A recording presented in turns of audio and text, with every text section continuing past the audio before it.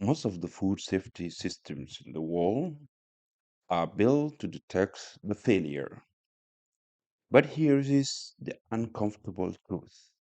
Hear me out. If you are detecting food safety problems, the system has already failed. All right? In this module, we are going to challenge one of the deepest assumptions in food safety, the idea that inspection, testing, and checking create safety. They don't.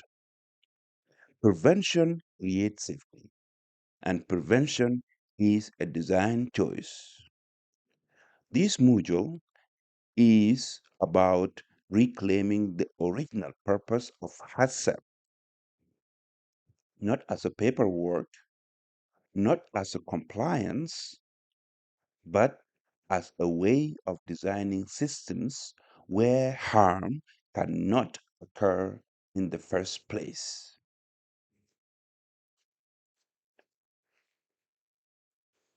Welcome to Module 5.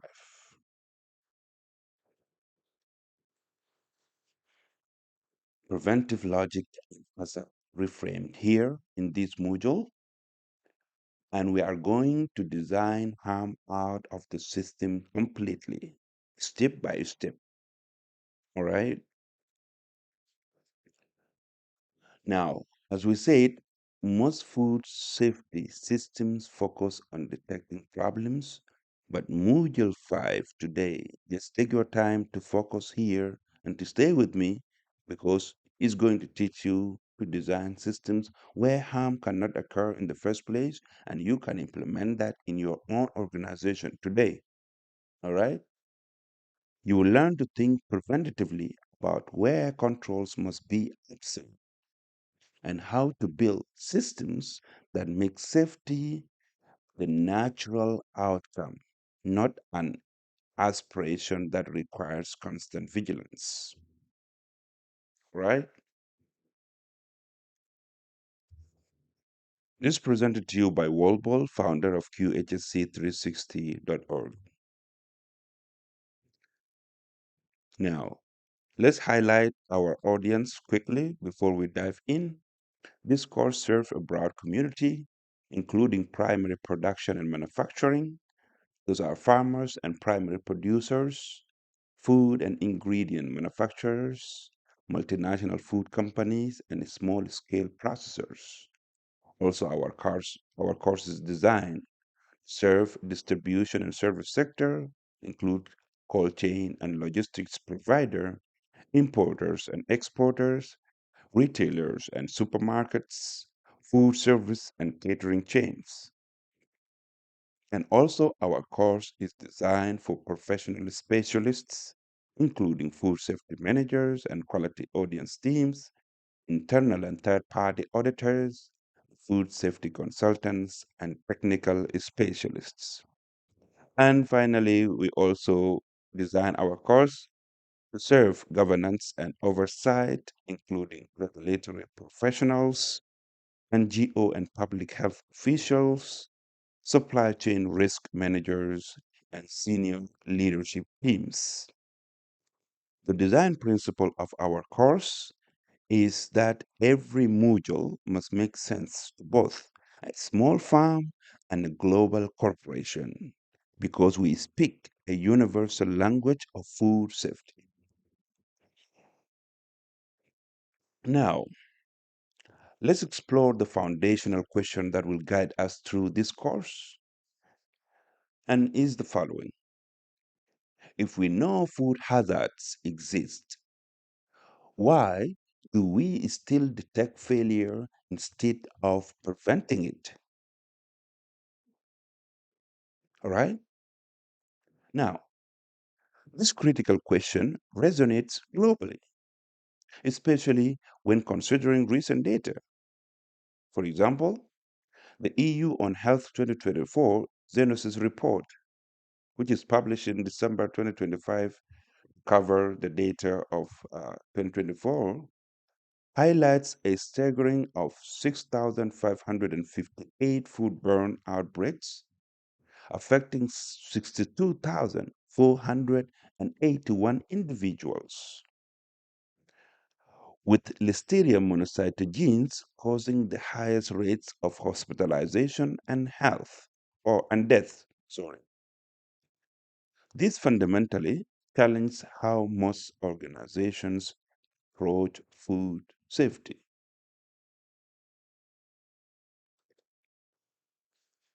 The source of our claim, of course, is from European Food Safety Authority, EFSA, and European Center for Disease Prevention and Control, ECDC. Now, let's explore first the detection mindset.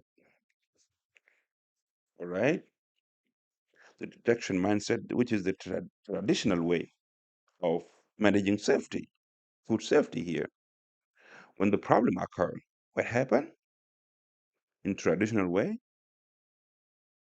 People test the finished products, and that usually, even like the fresh product or fresh produce, they test the finished product. The produce then continue testing, and that often revealing issues days later. And also, when the problem happen, people inspect for problems, right? And that's leading to reactive measures when you expect to find a problem. Of course, when you find a problem, you will react. Okay? Now, you react when things go wrong.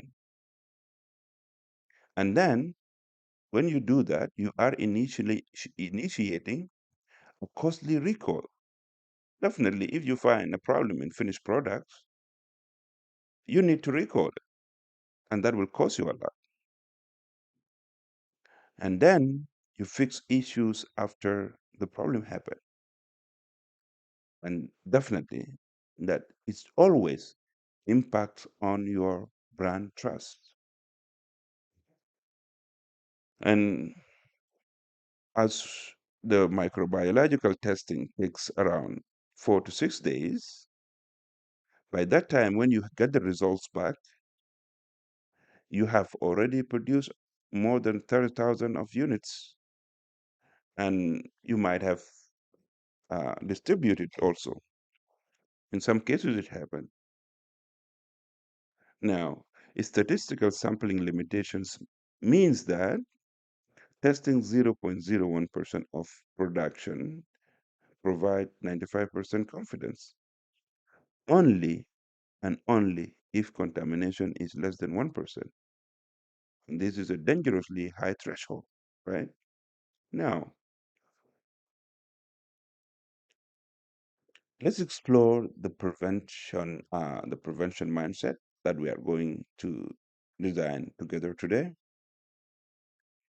In prevention mindset, first you design out hazard exposure from the outset,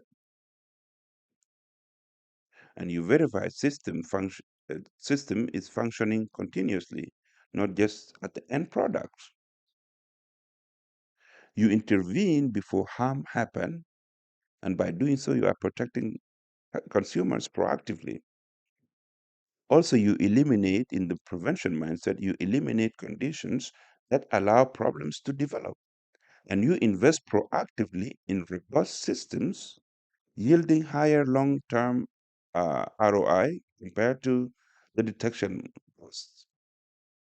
And also, you build quality and safety into every step, making extensive end product testing less critical, right? This is the prevention mindset. Mm. Our guiding question, if we look at it, it immediately reframes HACCP away from mere compliance documentation and toward its origin, the powerful purpose of HACCP. It's a systematic way of thinking about where harm must never be allowed to occur. That is the original purpose of HACCP. And the economic cost of prevention investment is consistently always lower than the cumulative cost of detection. The cumulative cost of detection and recalls and brand damage. All right. Now, let's connect to Module 3 and 4. I hope you have watched those modules already.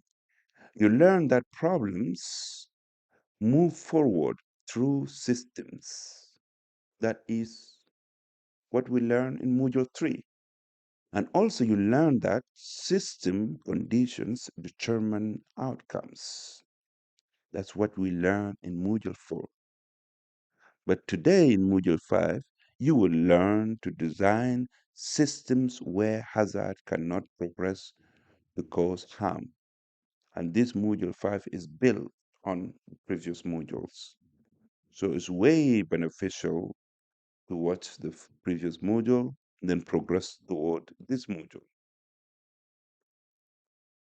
Now, let's take a quick look at the global scale of the food problems before we dive in. First, if we look at Europe, the mysterious grime reality there, according to the 2024 EU One Health Zoonosis report by EFSA and ECDC, approximately 70% of reported listeria cases required hospitalization, and roughly 1 in 12 patients died. In 2024, Europe recorded 6,558 foodborne outbreaks, affecting 62,481 people, with 3,336 hospitalizations. Listeria monocytogenes cause the highest proportion of death among all foodborne pathogens. Now, this pathogen disproportionately affects vulnerable population, especially the elderly and immune compromised individuals, imposing immense strain in healthcare systems. If we look at Asia, the rising trend and vulnerabilities, while comprehensive regional statistics remain limited in Asia, national health agencies report that restaurants are frequent outbreak sources. China CDC weekly reports rising incidences of Salmonella and E. coli infections in urban food service sectors. The 2024, for example, the 2022 Ferrero chocolate-related Salmonella typhimurium outbreaks affected approximately of 150 people across 10 to 11 countries. And this is illustrating how globalized supply chains amplify regional vulnerabilities. Japan and South Korea continued to strengthen surveillance systems to better capture foodborne illness data. If we look at North America, there is a persistent challenge. The U.S. Center for Disease Control and Prevention, CDC, estimates that 1 in 6 Americans, approximately 48 million people, suffer from foodborne illnesses each year, leading to 128,000 hospitalizations and 3,000 deaths. Major pathogens of concerns include Listeria monocytogenes, Salmonella species, and E. coli 05787. While media reports suggest increases in 2024 outbreak activities, official CDC annual surveillance data for 2024 is not yet published. The persistent challenge remains consistent. preventing contamination across increasingly uh, complex supply chain. If we look at South America, where emerging data and challenge are there, scientific studies and health ministries reports from Brazil indicates hundreds of foodborne disease outbreaks occur annually, with Salmonella identified as leading pathogen. However, official verified statistics for exact amount outbreak counts remains limited in publicly available databases. Uh, Also, Argentina faced significant underreporting challenge with estimated impacts reaching millions of cases annually. Regional challenges include inadequate cold chain infrastructure, informal food markets, and limited surveillance capacity in rural areas. If you look at Africa, there is a severe underreporting and health mortality. For example, the 2017 to 2018 South Africa listeriosis outbreak remains the deadliest on record globally, with 1,060 confirmed cases and 216 deaths. That is a mortality rate of approximately 20%. The World Health Organization, WHO, estimates that Africa carries a disproportionately high share of the global foodborne disease burden, potentially over 30% of total cases, despite Africa having only 14% of the world's population.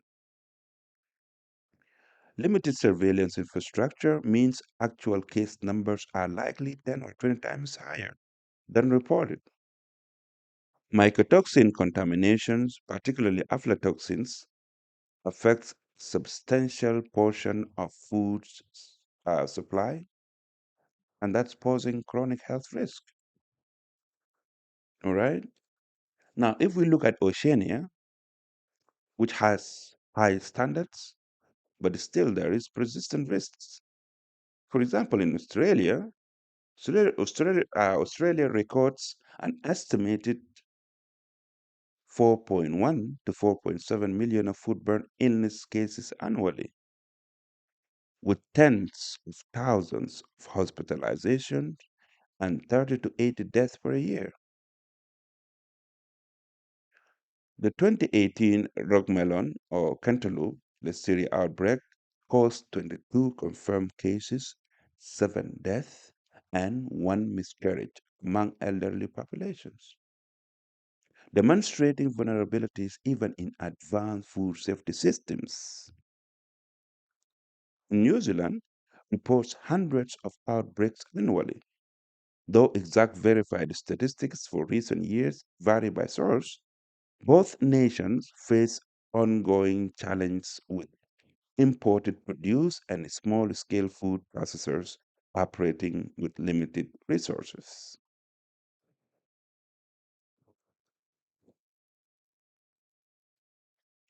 The economic impact here, a global crisis globally, foodborne illnesses cost an estimated of 110 billion annually in lost productivity and medical expenses in low and middle income countries alone.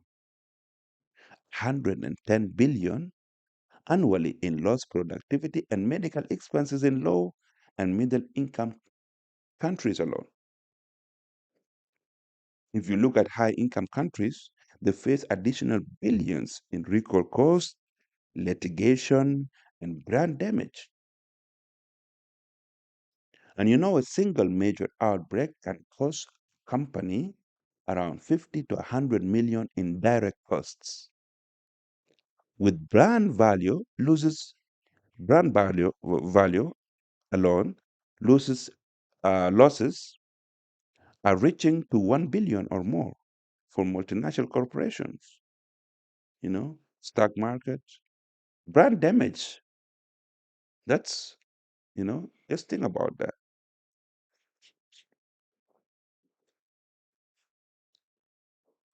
Now, why this question matters for international professionals? Let's explore. Whether you manage a small scale facility or vast multinational network, this question applies universally, demanding tailored preventive strategies. Let's now tailor those one by one. The overview, okay? First, in small operations, let's say, for example, Indian is spice processor with around 50 employees, with limited resources, every rupee is spent on detection is a rupee not invested in growth or better equipment. Okay, for an Indian uh, spice processor, preventing adulteration or microbial microbial contaminations through robust hygiene protocol and supplier verification is far more economical than costly end product testing and potential market rejection.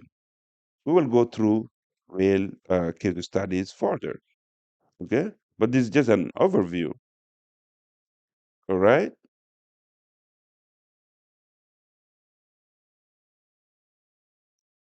Now, if we have a look at medium operations, look at Thai seafood export, for example, with 500 employees. For a Thai seafood exporter navigating stringent international import regulations, reliance on detection at the port of entry is a recipe for disaster. All right? So, designing systems to prevent antibiotic residues, heavy metals, or pathogens throughout the aquaculture, processing, and cold chain stages ensures market access and avoid devastating trade bans. If we have an overview of the large operations, let's assume an European dairy multinational with over 1,000 employees. At this scale, detection is practically impossible. You cannot inspect safety into millions of liters of milk or thousands of cheese wheels produced daily across multiple plants. Prevention through design, from animal feed controls to pasteurization, validation, and distribution temperature monitoring, is the only way to assure safety at such vast scale, protecting global brand.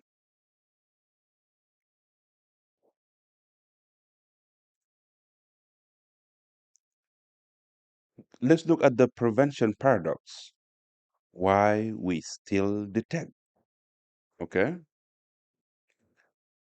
Now, despite overwhelming evidence favoring prevention, many organizations default to a detection based approach. And this paradox is driven by several intertwined factors. Let's look at those factors. First, we have psychological comfort of checking factor. There is a deeply ingrained human tendency to feel safe when physically checking for problems, even if the checks are insufficient. This creates an illusion of control. That's the first factor. Secondly, we have regulatory focus on testing is another factor because many regulatory frameworks, particularly in developing regions, still heavily emphasize the end product testing as primary compliance metrics, inadvertently reinforcing a detection mindset. The third factor here will be is that it's easier to budget for testing or for tests than for redesign. All right. Allocating funds for routine tests and inspection often appears as discrete. It's something manageable expense. But in contrast, comprehensive system redesign and infrastructure investments for prevention requires larger and upfront capital expenditure and a long-term strategic vision, which can be politically challenging, right? It's the third factor. Now, if you need to inspect safety into food, you have already lost control of process. Okay? If you need to inspect safety into food, you have already lost control of the process.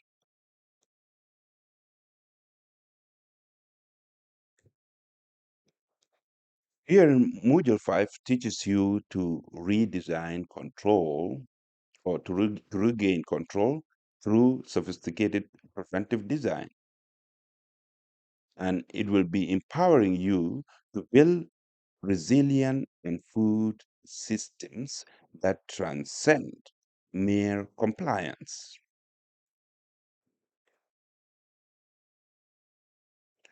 Let's now compare the economics of detections versus preventions with industry evidence. Okay,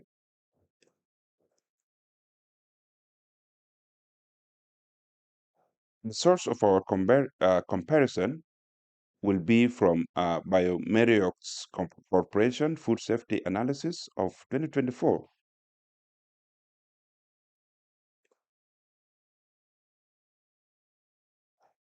According to Biomeriox analysis of food industry recall and scraps, the following was found.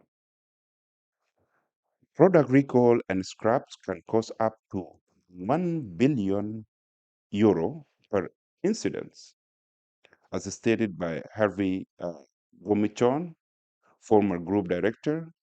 I hope I pronounced that name correctly. Former group director of quality and sustainability development at Carrefour, his international brand. Also, the report found that in the United States, pathogen contamination accounted for approximately of 39% of food recall in 2024. And Listeria monocytogenes is a frequent driver of microbiological recall in France. The detection trap here, why tests alone fail? Let's look at industry data from multiple sources. And now the testing limitations are the following. The standard microbiological testing requires around 24 to 96 hours of results, depending on the pathogen. And then during this period, production continues at typical tests, at typical rates of thousands to millions of units. Statistical sampling can only detect contamination at relatively high prevalence rates. The example, to detect 0.1% contamination with 95% confidence requires testing approximately of 30,000 samples. All right? Because the structure here, microbiological testing in Europe, it costs around 50 to 200 euros per sample. Okay? Now, the if we look at the high volume facilities testing 100 to 200 samples daily, that's around 5,000 euros to 40,000 euros per day in testing costs alone. And the production whole costs, including storage, logistics, and potential spoilage. And then you have the recall cost when contamination is detected. The recall can cost you around between 500,000 euros over €1 million per incident. The prevention investment versus detection cost here, based on European Food Safety Authority (EFSA) and industry benchmarking data, the typical prevention investments is the following. First, pasteurization, validation, and monitoring can cost around 200,000 euros to 500,000 euros, and environmental monitoring programs cost around 100,000 euros to 300,000 euros annually, and hygienic equipment design upgrade can cost around 300,000 euros to a million euros, and staff training and system development costs around 50,000 euros to 150,000 euros. That's the typical investment for prevention design system. Now, the return on investment on this prevention investment will be the following. The first return on investment, the facilities when robust preventive facilities with robust preventive systems report, this according to the report, okay? Facilities with robust preventive systems report 60 to 80% fewer food safety incidents. And also, recall avoidance as a result here, each preventive recall saves you around 500 to €1 million. As we said earlier, that a single recall will cost around this amount. And the typical payback period for prevention investment is between 6 to 18 months, as per the report. And for long-term benefits, sustained market access is one of them, and brand protection and reduce insurance costs also. Those are the long-term benefits. Okay, the source of this data are from the research on European dairy supply chain food safety. It was published by Van Assault and others in 2016 under the title Overview of Food Safety Hazards in the European Dairy Supply Chain, and published in Comprehensive Review in Food Science and Industry, Food Science and Food Safety. The key findings: one, microbiological hazards are encountered more frequently in dairy products than chemical and physical hazards. The other key finding is that Neisseria monocytogenes, Staphylococcus aureus, and Salmonella, and pathogenic E. coli identified as the most important microbiological hazards also.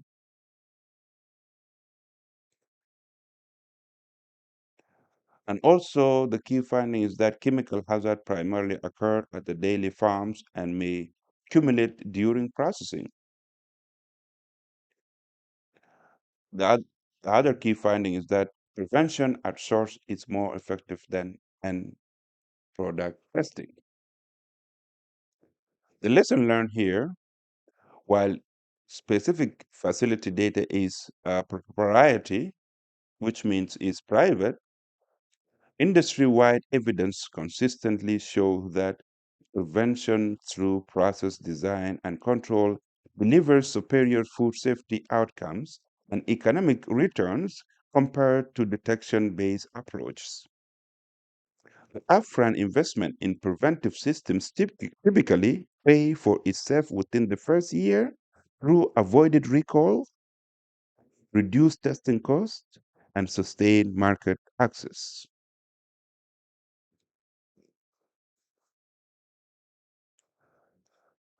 Now let's look at the critical reframing here of HACCP. HACCP is one of the most powerful ideas, yet see it is also the most uh, misunderstood idea also. Let's reclaim the prevention's origin first of HACCP. HACCP is one of the most powerful ideas in food safety and one of the most profoundly misunderstood. HACCP was developed in 1960s by Pillsbury for NASA. Its original mandate was to ensure zero defect food space for a space mission. Okay, the original mandate was to ensure zero defect for food space missions. The intent was pure prevention to design a system where foodborne hazards simply could not occur. Now, this perspective here is very important, and we need to remember that the original mandate of HACCP and the intent of HACCP. This perspective is very important because of the following.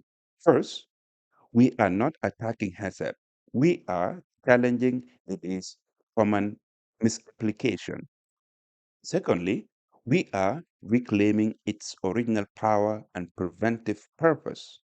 And thirdly, what follows is about restoring HACCP to its intended, it, okay, to its intended highly effective design philosophy. Now let's look at the HACCP theater, the illusion of control in the traditional food industry. In too many facilities, HACCP has developed from a dynamic thinking framework into a static compliance exercise, and commonly is treated as synonymous with the following. All right. First, forms and paperwork. That is, monitoring sheets, deviation logs, corrective actions records, voluminous documentation, primarily aimed at providing adherence, often filled out retrospectively. And also, commonly now, the HACCP is treated as the flow diagram. That means a static process maps with boxes and arrows created as visual aids for auditors rather than as a living tool for critical analysis and control. And also in many facilities, HACCP is synonymous with hazard tables. That means uh, using a generic list of biological, chemical, and physical hazard, frequently copied from templates without deep process-specific analysis or even understanding through hazard progression.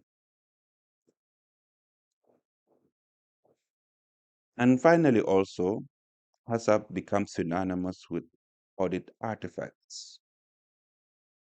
In many facilities, it means documentation meticulously organized to satisfy certification bodies, providing evidence that HACCP exists rather than demonstrating its effective implementation. Now, this is not true HACCP. This is HACCP theater, performing the appearance of control without achieving the substance. Specific examples for this include the following: 50-page HACCP plans that nobody reads or truly understands, and that is gathering dust in the binder there. Another example also, CCP monitoring records fill out days or hours later after the fact, and that is nullifying their real-time control purpose. Third example, hazard analysis copied verbatim from generic template, leading to critical commission omission for specific processes. For example, annual HACCP plans review that mechanically change data but fail to drive genuine system improvements. Now, let's illustrate with example here the HACCP theater in practice. This composite is based on audit findings across European food facilities between 2018 to 2023. The common patterns observed by food safety auditors and consultants include: first, HACCP plans ranging from 50 to over 100 pages, rarely accessed by production staff. Also, HACCP monitoring records showing statistically improbable consistency. For example, identical temperatures recorded for extended periods. Also, logs completed retrospectively rather than in real time, and also hazard analysis copied from templates without process-specific customization, and also facilities passing documentation audit while environmental monitoring revealed persistent contamination. The source of these findings are from European Food Safety Authority, EFSA, audit observations, and industry consultant reports. The lesson we can learn here is that documentation compliance does not equal food safety. Verification of actual system performance is essential. Let's look at the cause of misunderstanding. This bureaucratic interpretation of HACCP carries significant quantifiable impacts, draining resources and undermining genuine food safety. The following are the causes of misunderstanding and misapplication. First, time and effort misallocation. Vast amount of time are spent managing and auditing documentation rather than actively controlling hazards and improving processes. Also, ineffective audits is also those are cause of misunderstanding. Audit findings frequently focus on paperwork gaps, such as missing signatures and incorrect dates, instead of identifying and mitigating actual food safety risk within the original system. Thirdly, also, cause of misunderstanding is misdirected resources. Precious financial and human resources are allocated to forms management, and record keeping, diverting investment from critical system improvements, infrastructure, and preventive controls. These are the causes of misunderstanding and misapplication of HACCP.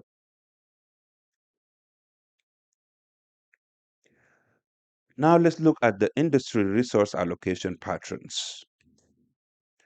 And this is based on food safety management system implementation studies.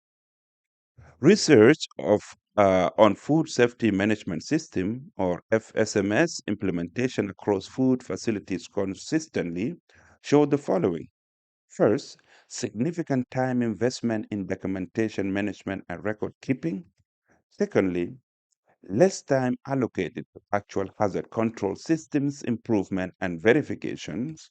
And thirdly, facilities with similar documentation but stronger verification systems demonstrate better food safety outcomes.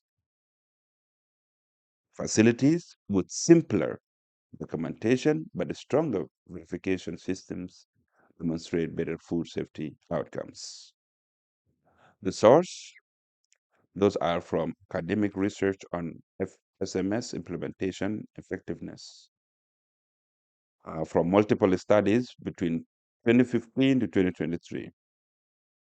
And the lesson we learn here, resource allocation should prioritize actual control effectiveness over documentation value.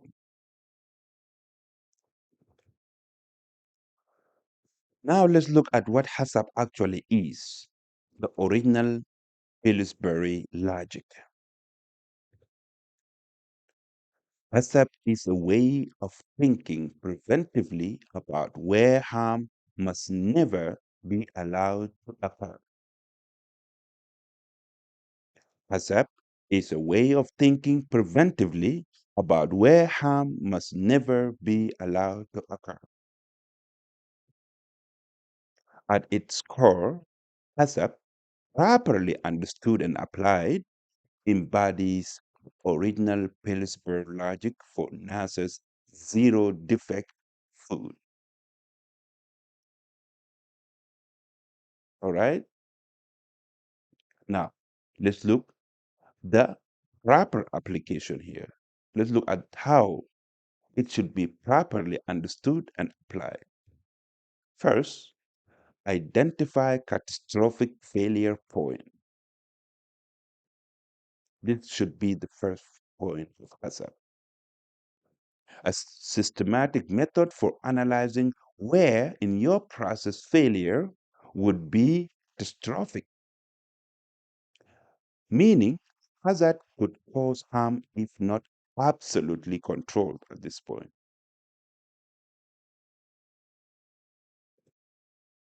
And secondly, you must design impeccable controls. That's the second thing you do.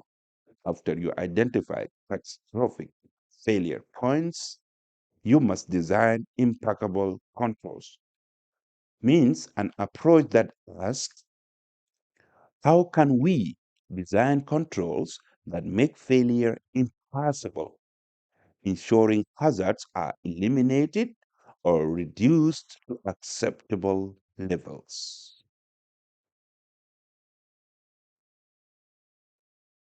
That's the second thing you do. Thirdly, you must verify and document for learning. After designing impeccable controls that ensure the failure is impossible and you ensure hazards are eliminated or reduced to acceptable level, then you verify and document for learning. Means in a way it's a way to verify controls work as designed. That's the verification. And using documentation not for compliance, but to enable continuous learning, improvement, and demonstrable control.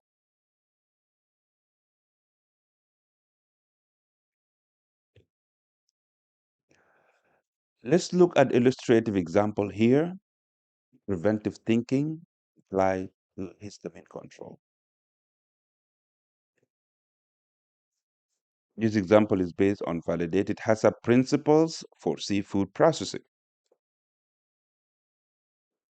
The challenge here, let's assume a histamine formation in tuna for sushi grade products. Scientific basis, let's look at that first. First, histamine forms when histidine, the naturally present in tuna, is converted by bacteria enzymes. Okay? That's how histamine forms. When histidine is converted by bacteria enzymes. Secondly, formation occurs rapidly at temperature above 4 degrees Celsius. Thirdly, once formed, histamine cannot be eliminated by cooking or freezing.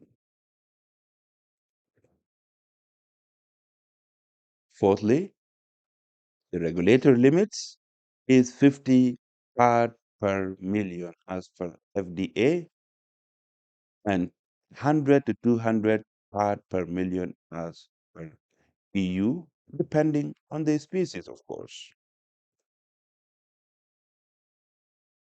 Now let's look at the traditional monitoring approach here.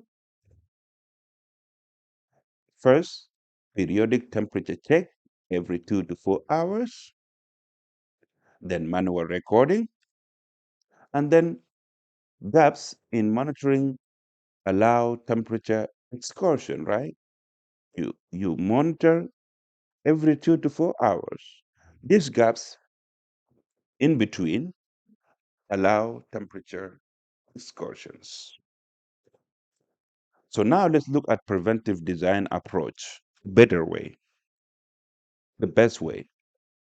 First, you implement continuous temperature monitoring with automated data logging. Then you install alert systems which trigger before critical limits are exceeded. And also, you ensure you have backup refrigeration systems. And also, you implement receiving protocols with strict temperature acceptance criteria. And also, you have trend analysis, identify equipment degradation before failure. All right. Let's look at the scientific validation here. The studies on histamines formation kinetics shows the following. First, at 0 Celsius, minimal histamine formation, and at 4 degrees Celsius, slow formation, within acceptable for short periods. At 10 degrees Celsius, there is a rapid formation of histamine here, which is unacceptable. And at 21 degrees Celsius, very rapid formation. Just within hours, it will exceed limits. The source here is FDA Fish and Fishery Products Hazards and Controls Guidance and Codex-alimentarius Code of Practice for Fish and Fishery Products. The lesson we learn here, understanding hazard behavior enable design of control that prevent formation rather than detect contamination after it occurs. All right? This is the lesson here. Understanding hazard behaviors enables design of controls that prevent formation rather than detect contamination after it occurs.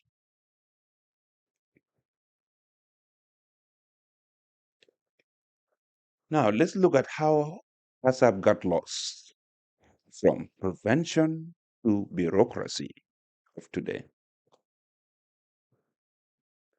The journey of HACCP from groundbreaking preventive thinking tool to a bureaucratic documentation burden is complex and is shaped by several factors, which include first, regulatory codification between 1990s to 2000s as HACCP became enshrined in regulations, for example, in FDA and USDA, the focus shifted from understanding its principles to fulfilling specific regulatory requirements, often interpreted as documentation mandates.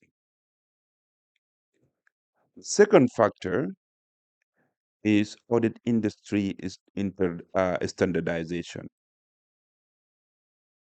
Okay. Second factor is audit industry standardization. The rise of third-party audits and certification schemes led to a standardization of what HACCP compliance look like, often prioritizing comprehensive paperwork over practical applications. Third factor is template proliferation, right? Third factor is template proliferation.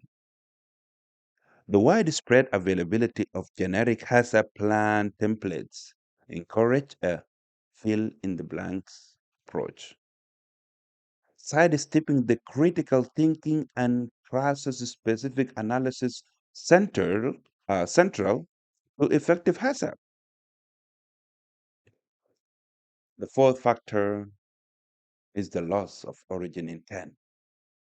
Over time, the foundational preventive philosophy was overshadowed by the need to prove compliance through records, detaching the system from its primary goal of hazard prevention.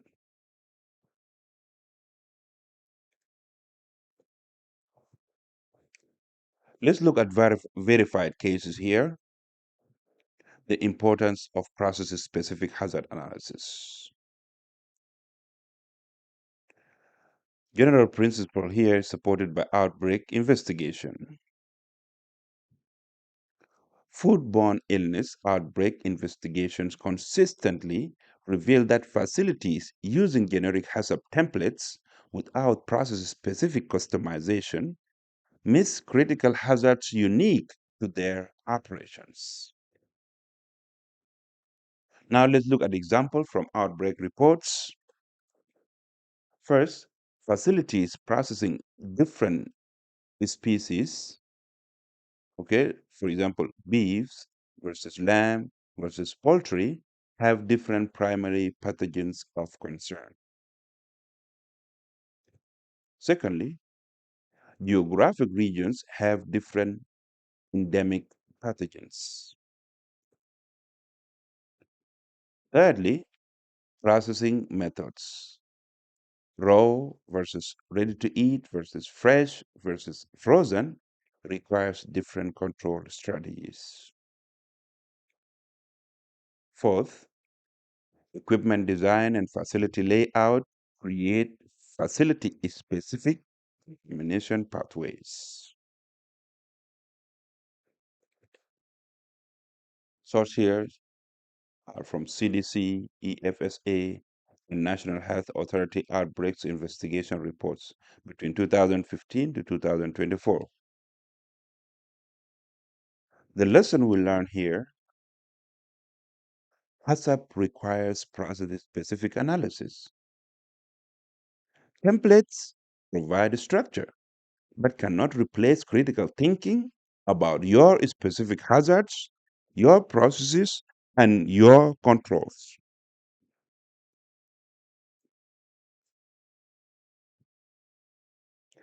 Now, let's look at aligning with modern standards here, thinking over documentation.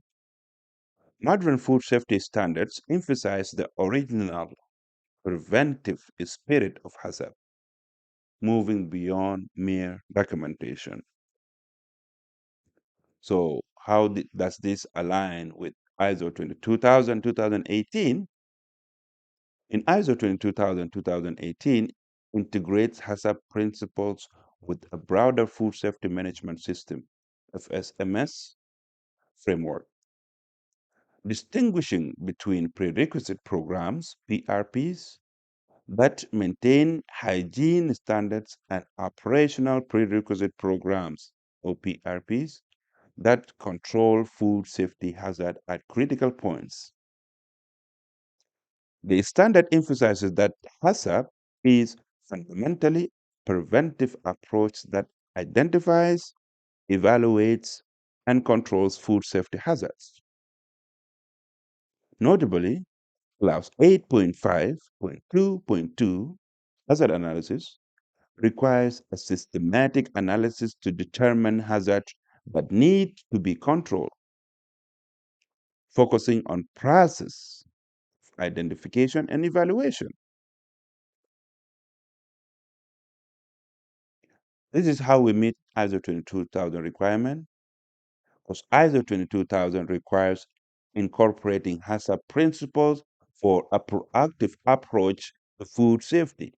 By understanding HACCP as preventive thinking, a systematic framework for designing controls rather than just documentations, you fulfill the standards intent, designing systems that prevent hazard from reaching consumers, thereby demonstrating true controls as outlined in Clause 8, ISO 2018, Clause 8.5.4, which is control of hazards.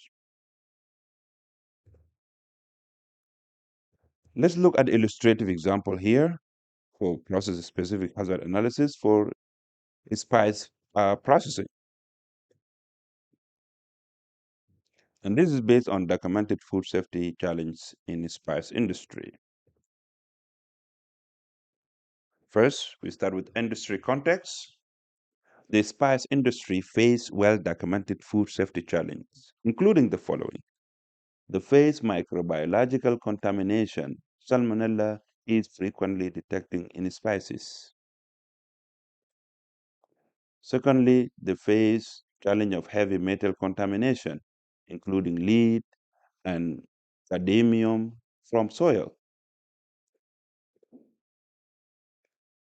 Also, they have mycotoxin contamination, aflatoxins from improper storage.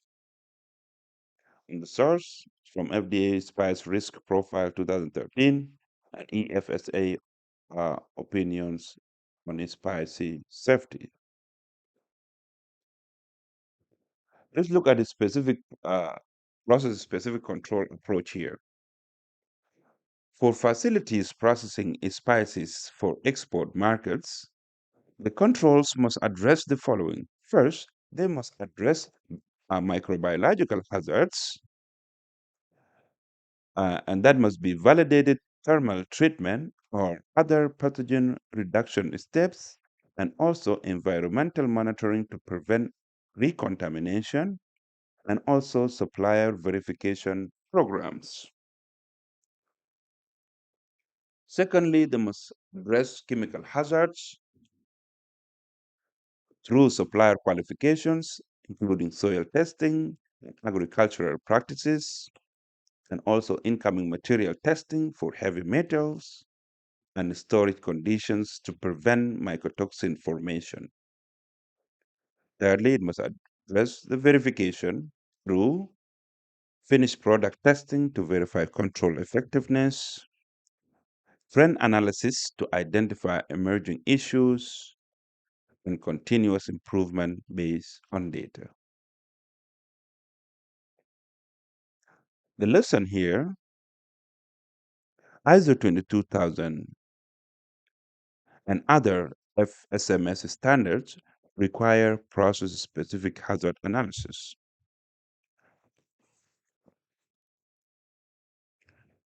Uh, sorry.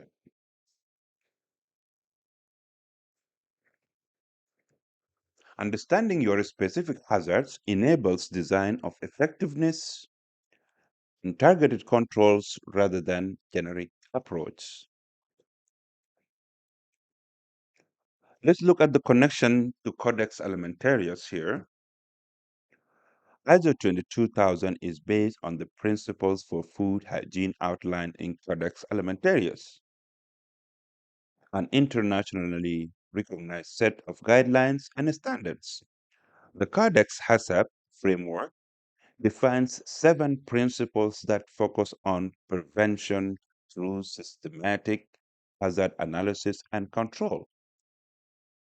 The foundational principle 1, conduct hazard analysis, and principle 2, determine the critical control points, CCPs, are entirely about analytical thinking and design, not just recording. And this is how we meet Codex requirements. Codex established HACCP as a systematic approach to food safety. By returning preventive logic at HACCP's core, we fulfill Codex vision. using scientific analysis to identify where control is critical and designing systems that maintain that control reliability, ensuring food safety through active means. And for you, auditors and consultants, this reframing helps you distinguish between facilities that have HACCP documentation and facilities that have uh, that practice HACCP thinking. The difference is visible in how they respond to deviation, design new processes, allocate resources, ultimately assure true food safety.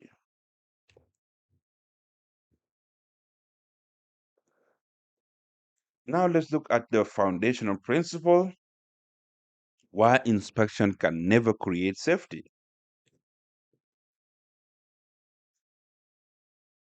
The deeply embedded belief.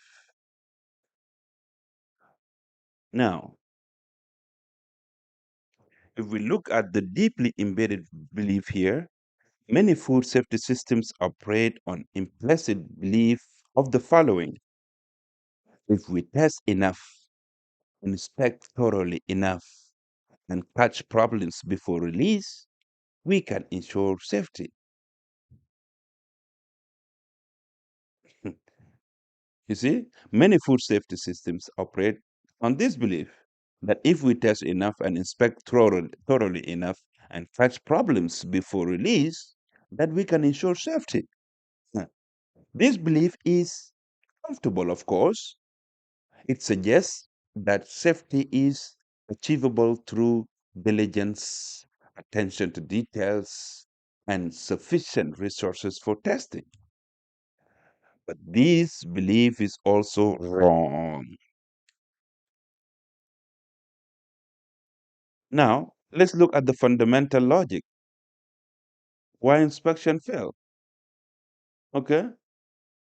The belief that if we test enough, inspect thoroughly enough, and catch problems before release, we can ensure safety, which is comfortable, but it's wrong.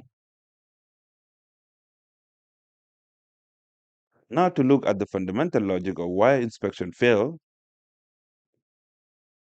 first, inspection detects failure, right? Inspection tells you that something has already gone wrong. The hazard has already entered, grown, or been produced. Detection happens after the system has failed.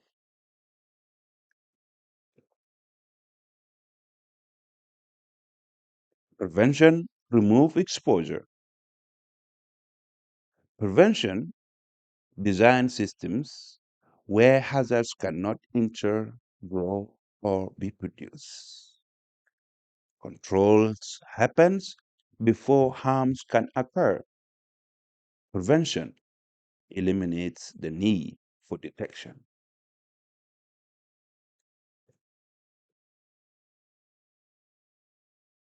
Testing happened too late. As we illustrated earlier, microbiological testing takes days to return results. And by the time you know product is contaminated, it may have been distributed, consumed, or caused illness. This delay breaks the connection between test and control.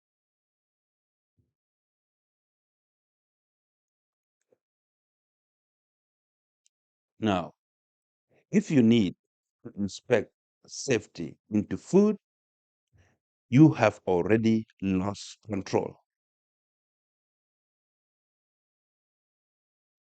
Keep that in mind.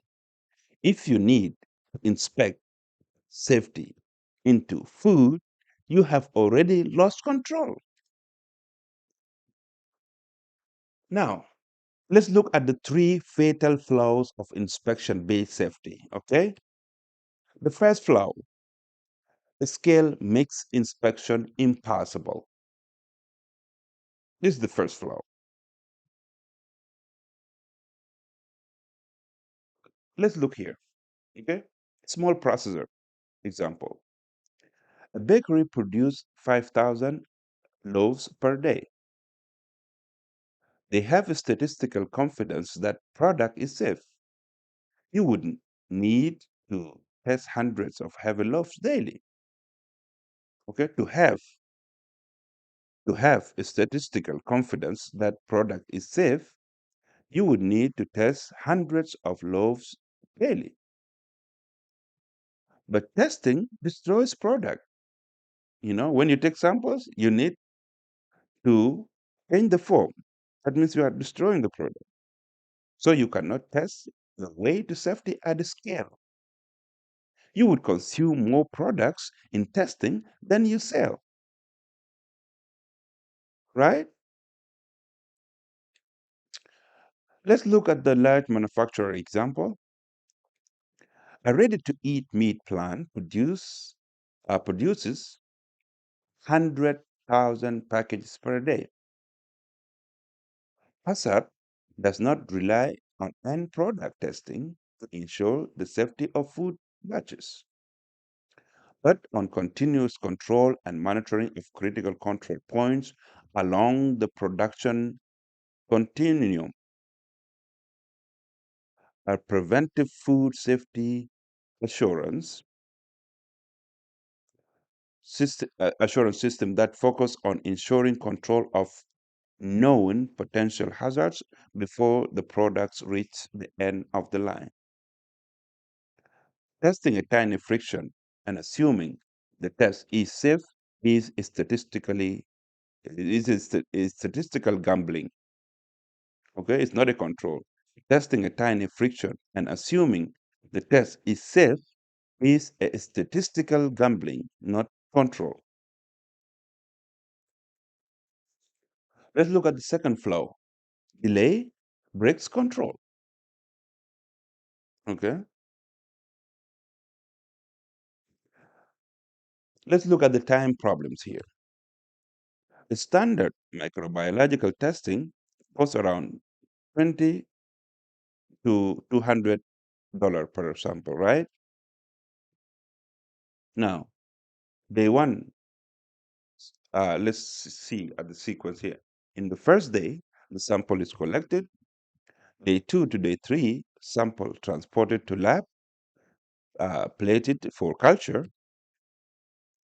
Day 4 to 5, incubation, growth, and identification.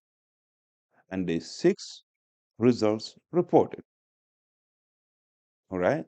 That's the time problem there. Now, the rapid method, for example, PCR or ATP, while these can provide results in hours, they often have limitations in scope, okay, for specific pathogens or sensitivity, and still represent a detection after a potential failure has occurred. They are useful for verification, but not a replacement for prevention.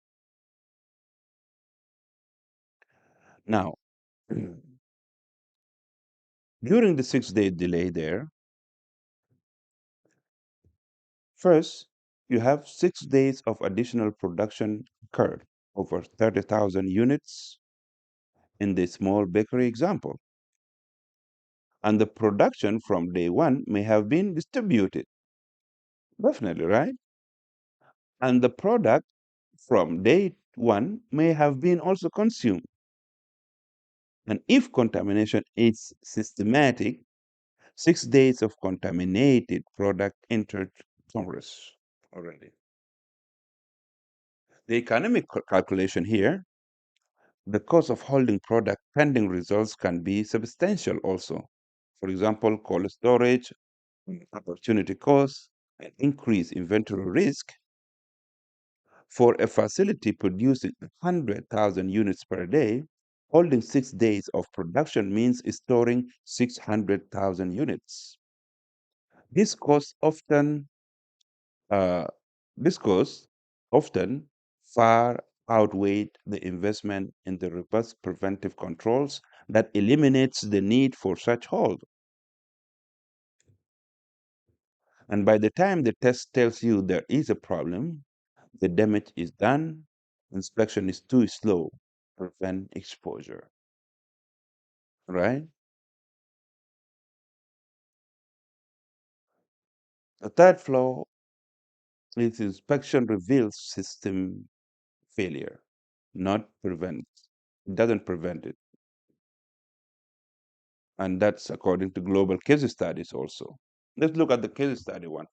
In Africa, in 2020, in 2017, 2018, South African listeria outbreak, and the source, as we said earlier, is from WHO disease outbreak news.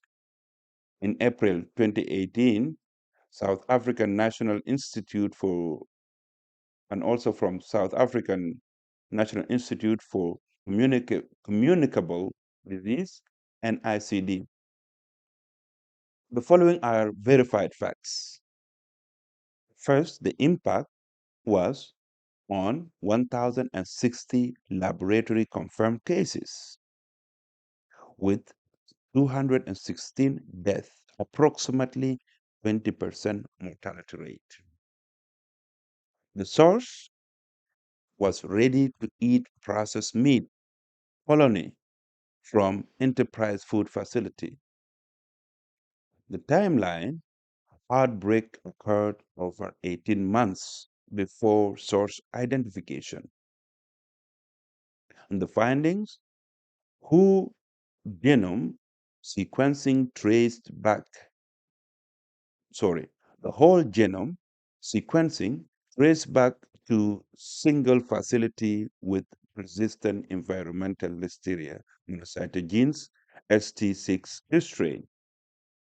The root cause was inadequate equipment, environmental monitoring, reliance on visual sanitation verification rather than microbiological testing allowed pathogen persistence. The lesson here, testing revealed contamination only after extensive distribution and illness over many months.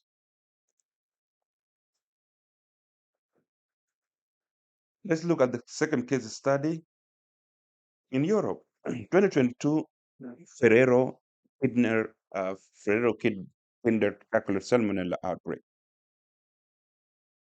Source here is EFSA and ECDC Joint Rapid Outbreak Assessment in May 2022 and Food Safety News reports. The following are verified facts. First, the impact: over 150 confirmed cases across 10 to 11 European countries, predominantly children. The source: Kinder chocolate products manufactured at Ferrero facility in Arlon, Belgium. And the timeline: Salmonella detected internally in December 2021, but distribution continued until recall in April 2022. The finding here: environmental contamination in manufacturing facility. Sorry. In preventive controls, filtration and sanitations, inadequate to eliminate hazards. These are the findings.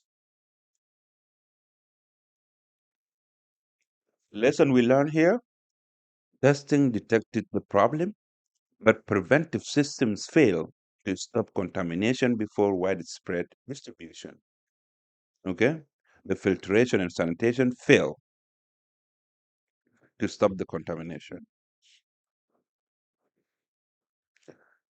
Let's look at the third case studies in Oceania, 2022 to 2023, New Zealand frozen berry hepatitis A outbreak. The source here is New Zealand Ministry for Primary Industry, MPI, Food Safety, 2023 reports. The following are verified facts. The impact is at 39 confirmed cases of hepatitis A across New Zealand. The source: imported frozen berries contaminated with hepatitis A virus, HAV. Timeline here: Contamination detected weeks after product distribution, product already in consumers' home. The finding, border testing found contamination after product release into market. So the lesson here, detection at border cannot replace suppliers verification and preventive sourcing controls earlier in supply chain. Okay, supplier verification and preventive sourcing controls earlier in supply chain cannot be replaced by border uh, detection.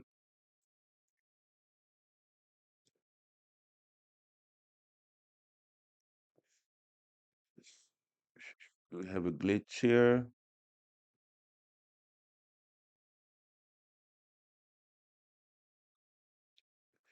Let's go back. Where were we? Yep, here. Now,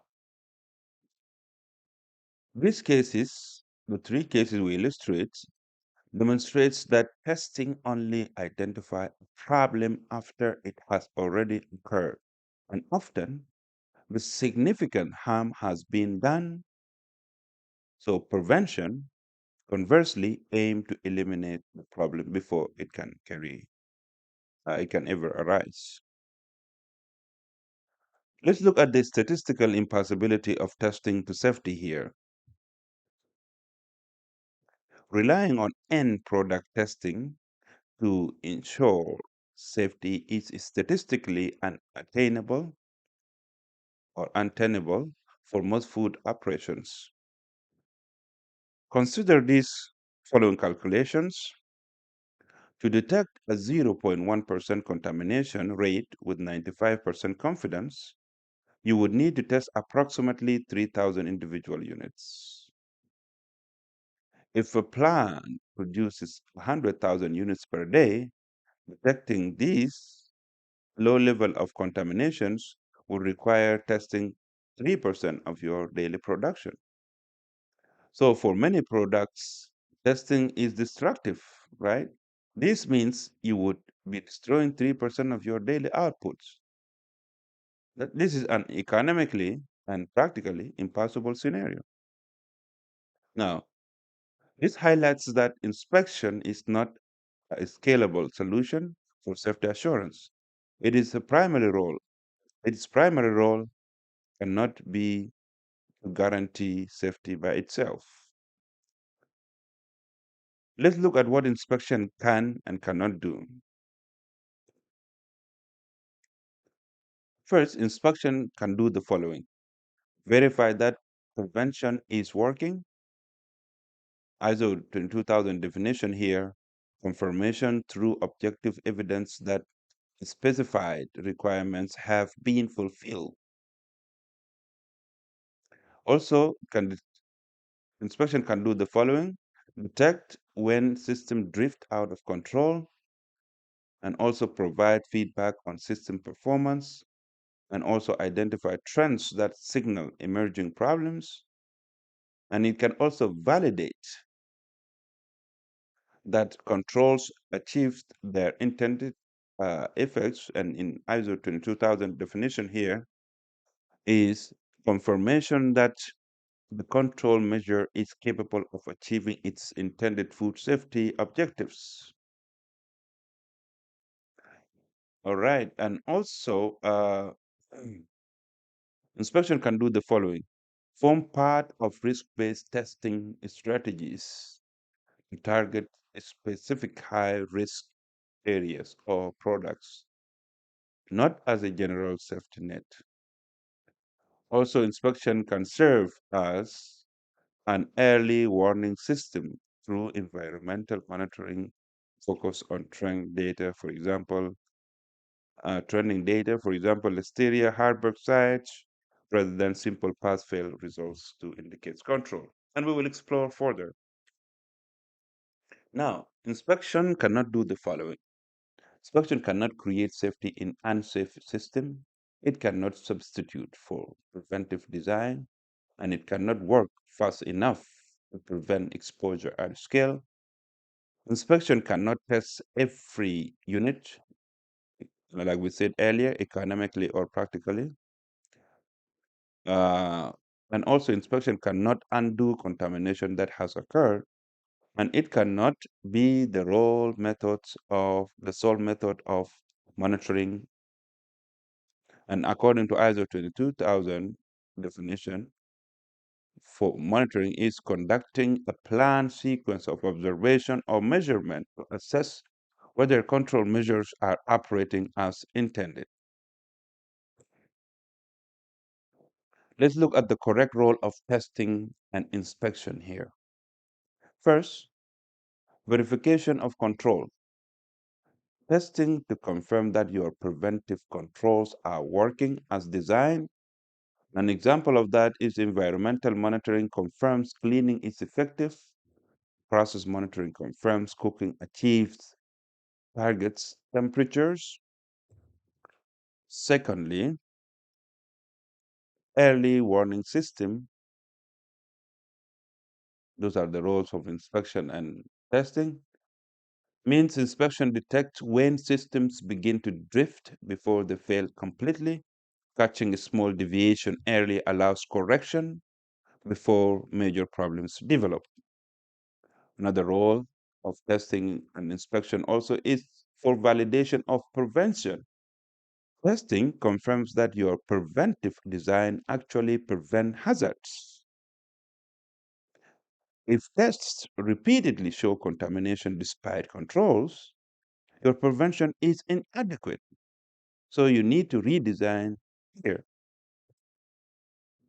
Now, the paradigm shift here must move from test to find test to find contamination. We must move from that to test to verify prevention is working. The first assumes failure and try to catch it, and the second design for success and verifies it. Right? Let's look at how this aligns with ISO 2000, 2018 and GFSI standards. Because food safety hazards can be introduced at any stage of the food chain, adequate control throughout the food chain is essential. ISO 22000 specifies requirements for a food safety management system that combines interaction communication, system management, prerequisite programs, and HACCP principles to ensure food safety along the food chain. So this is how we meet the requirements. ISO 22000 and GFSI benchmarked standards, for example, SQF, BRCGS, and FSSC 2000, all emphasize prevention over inspection. The HACCP system focuses on prevention rather than reaction to hazards. A systematic and proactive way to consider risks at each stage, at each step, and develop controls measures to prevent or reduce food safety risks to acceptable levels by designing systems that prevent hazards rather than detecting them after the fact. By doing so, you fulfill the fundamental requirements of these standards, ensuring food safety through systematic preventions. Let's look at the connection to Module 3 and 4. Module 3, Pattern, uh, Module 3, Pattern 3. You know, we have five patterns there that you need to study because those are the most important patterns in food science and industry. Pattern 3, which is problems moving forward. The connections here, inspection at the end cannot stop problems that move through your entire system. Prevention stops them from entering. Okay? And in module 4, we have we have studied delay there. The time between hazard occurrence and test results breaks the connections between cause and effects. Preventions eliminate this delay by removing the hazards before it occurs. The bottom line: inspection verifies prevention, and prevention creates safety. And you cannot inspect safety into food. You must design it in from the beginning. This is the bottom line. Inspection verifies prevention, and prevention creates safety, and you cannot inspect safety into food. You must design it in from the beginning.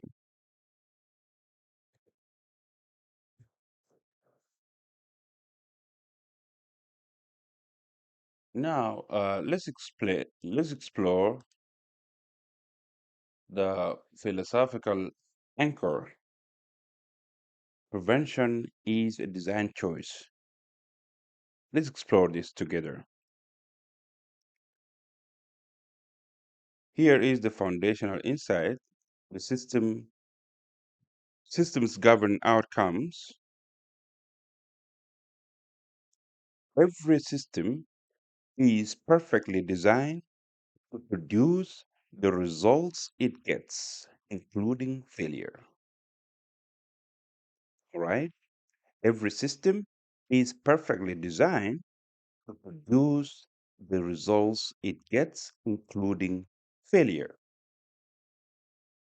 Because in design, you have design assumptions, which is foundational beliefs and individual hypotheses, followed by policies and incentives, which are guiding rules and motivational structures, which are followed by practices and processes, which have been established, which include established workflow and potential and operational procedures that are followed by observable results, which are tangible outcomes and measurable data. All right, let's dive in together to explain. This is statement, the statement of every system is perfectly designed to produce the results it gets, including failure. This is statement echoing the insights of quality pioneer Edward Demings. A bad system will beat a good person every time. That's what Demings states. Bad system will beat a good person every time. And this challenges a common assumption that failures are anomalies or exceptions or the result of people not following procedures.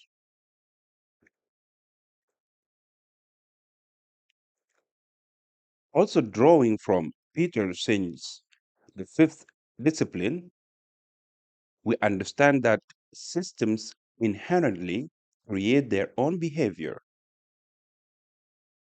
The truth is more profound here. Failure is a design outcome.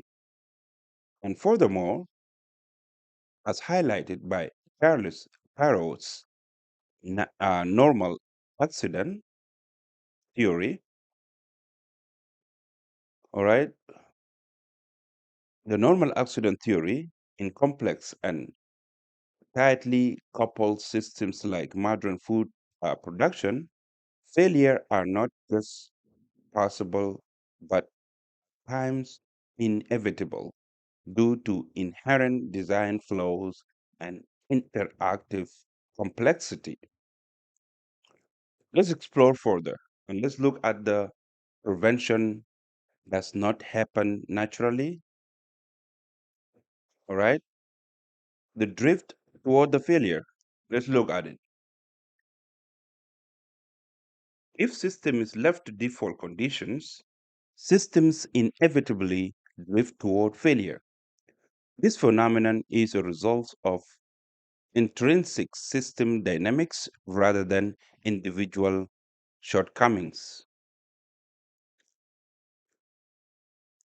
Let's look at this. First, the equipment degrades. That's a fact. The seals wear, surfaces stretch, crevices develop, creating harbor sites and contamination pathways that didn't exist when equipment was new. And this increased microbial risk over time. And also, if we look at procedure drift under production pressure and cognitive load, shortcuts develop, like the way we actually do it, diverts from the way it's written until the written procedure becomes fiction, introducing uncontrolled variability. And also, if we look at knowledge, the knowledge also fades. Key personnel who understand the rationale behind procedures leave, and new people learn the steps but not the critical underlying reasoning or reasons. This loss of institutional knowledge erodes the system's resilience.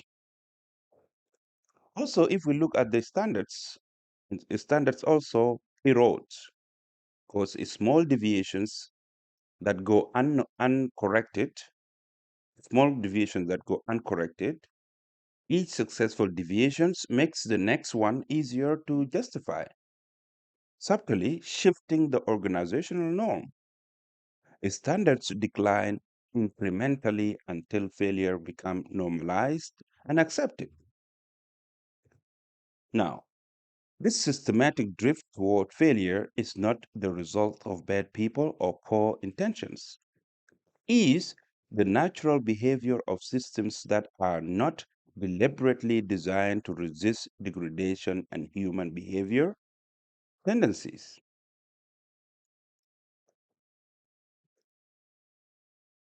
Let's look at prevention that must be deliberately designed.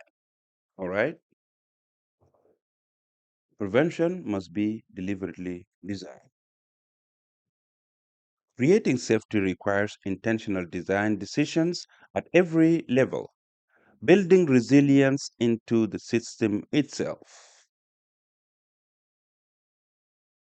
Equipment design decisions, let's look at the daily processing. For example, in New Zealand, okay? For illustration, let's assume a poor design will go like this. A daily processing plant in New Zealand utilizes a CIP, clean in place system with multiple deadlocks in its older retrofitted piping infrastructure. These sections are difficult to clean effectively due to insufficient flow and turbulence. The consequences here, biofilm formation and persistence Listeria monocytogenes harbored in these inaccessible areas. And the data, environmental monitoring EM data showed a consistent 15% positive rates for Listeria in zone proximate to deadlocks, with the processing environment over a 6 month period indicating a systematic control deficiencies. Preventive redesign here, implementation of hygienic design principles for all new and modified piping. These included eliminating dead legs, ensuring self-draining configuration, specifying smooth wells, and adhering to 3A sanitary standards for all food contact surfaces. And the results? Following redesign and revitalization, EM positive rates for or environmental positive rates for Listeria in the previously affected zones dropped to less than 1%, and have remained consistently over 3 years. This is demonstrating effective long-term control.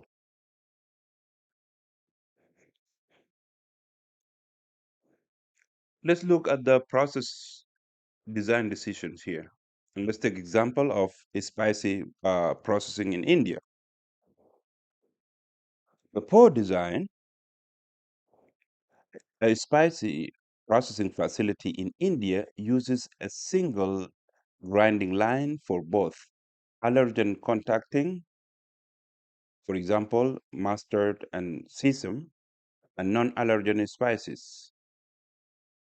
Cleaning between runs relies primarily on compressed air blow and manual wiping. The consequence here, high risk of allergen cross contacts, leading to 8 allergen-related product recalls in 2 years due to undeclared allergens. The data post-cleaning allergen swab testing on clean equipment consistently revealed that 40% of surfaces is still detectable allergen residues. Still had detectable allergen residues. This is highlighting the inadequacy of cleaning protocol for allergen removal. So let's look at the preventive design here. They implemented dedicated grinding equipment and lines for major allergens. For shared lines, a strict production schedule was established to process non-allergen products first, followed by allergen-containing products, with full validated wet cleaning procedures and swab testing between shifts. As a result of preventive design here, the facility achieves zero allergen cross-contact incidents over 18 months. Additionally, optimized sequencing and cleaning protocols had led to a 60% reduction in change over time due to more efficient and targeting cleaning. Let's look at information and design decisions here. And for example, seafood cold chain in Thailand. A poor design here. Let's look at that first. A seafood cold chain warehouse in Thailand relies on operators manually checking and logging refrigerator temperature every 4 hours on paper forms. The consequence here, a typical refrigeration unit failure, sorry, a typical refrigeration unit failure when undetected for an average of 8 hours, leading to 12-hour delays in response. This resulted in an average of 2 products whole per month, and each averaging at 5,000 kg of temperature-sensitive seafood due to potential spoilage or safety concerns. The data analysis, the data here analysis showed that temperature excursions were typically detected on an average of 8 hours after their occurrence, by which point significant product exposure to elevated temperature had already taken place. Let's look at the preventive redesign here. They have implemented IoT-enabled temperature sensors with real-time data streaming, automated alerts to design personal via SMS or email when temperature approaches critical limits, automatic data logging, and predictive maintenance algorithms for refrigeration units. The results here, temperature deviations are now detected within 15 minutes, enabling immediate corrective actions, and product halts due to temperature excursions have been reduced to zero point 0.3 per 3 months, resulting in a 95% reduction in temperature-related waste and associated economic losses.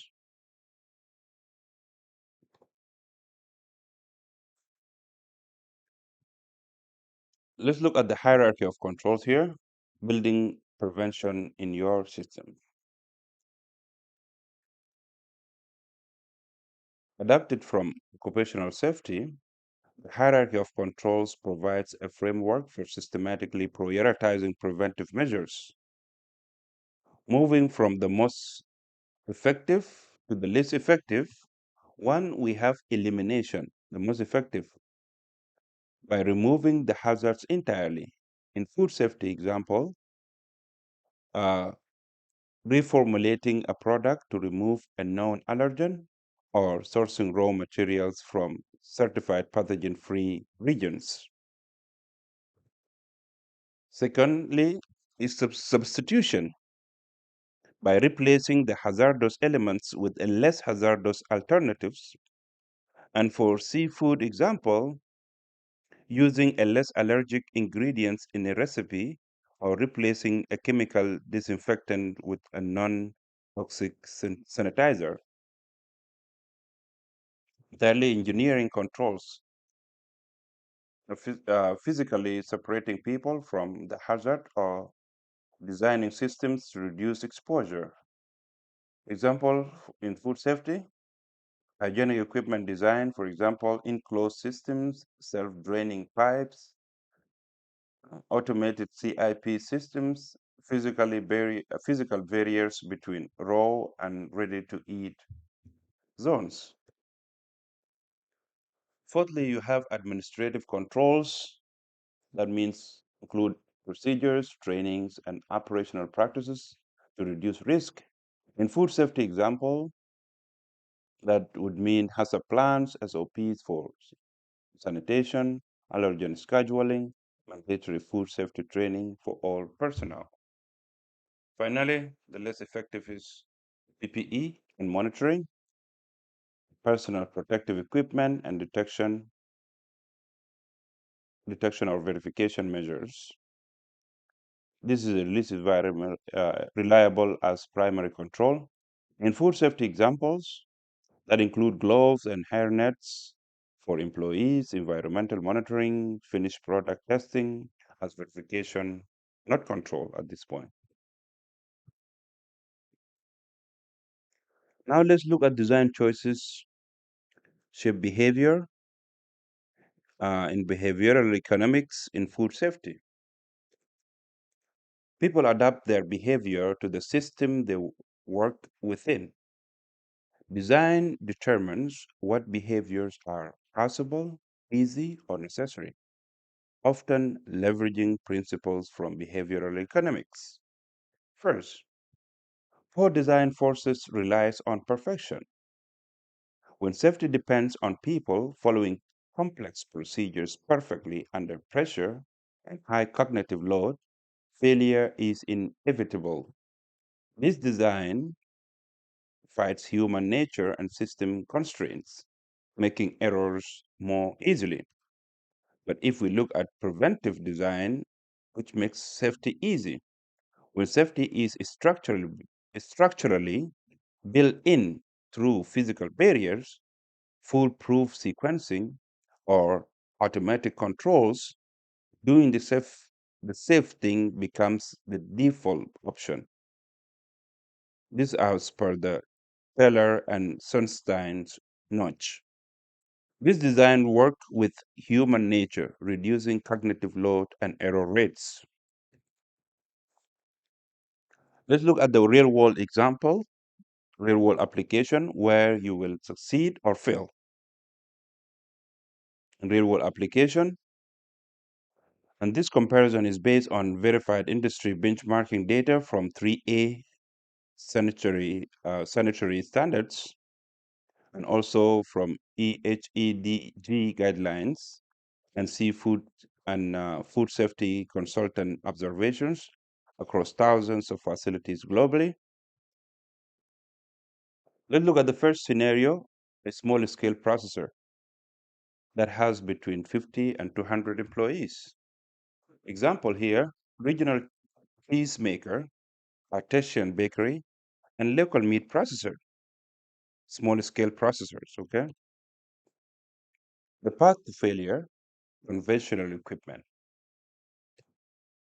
Your reality as a regional cheesemaker, an artisan bakery, and local meat processor or of small scale processor, your reality here include 12 years old slicing equipment with 23 parts to disassemble, and cleaning takes 90 minutes when done properly. Under pressure, that includes late delivery and staff shortage, the cleaning cut to 35 minutes. Visual inspection only. You can see listeria, of course.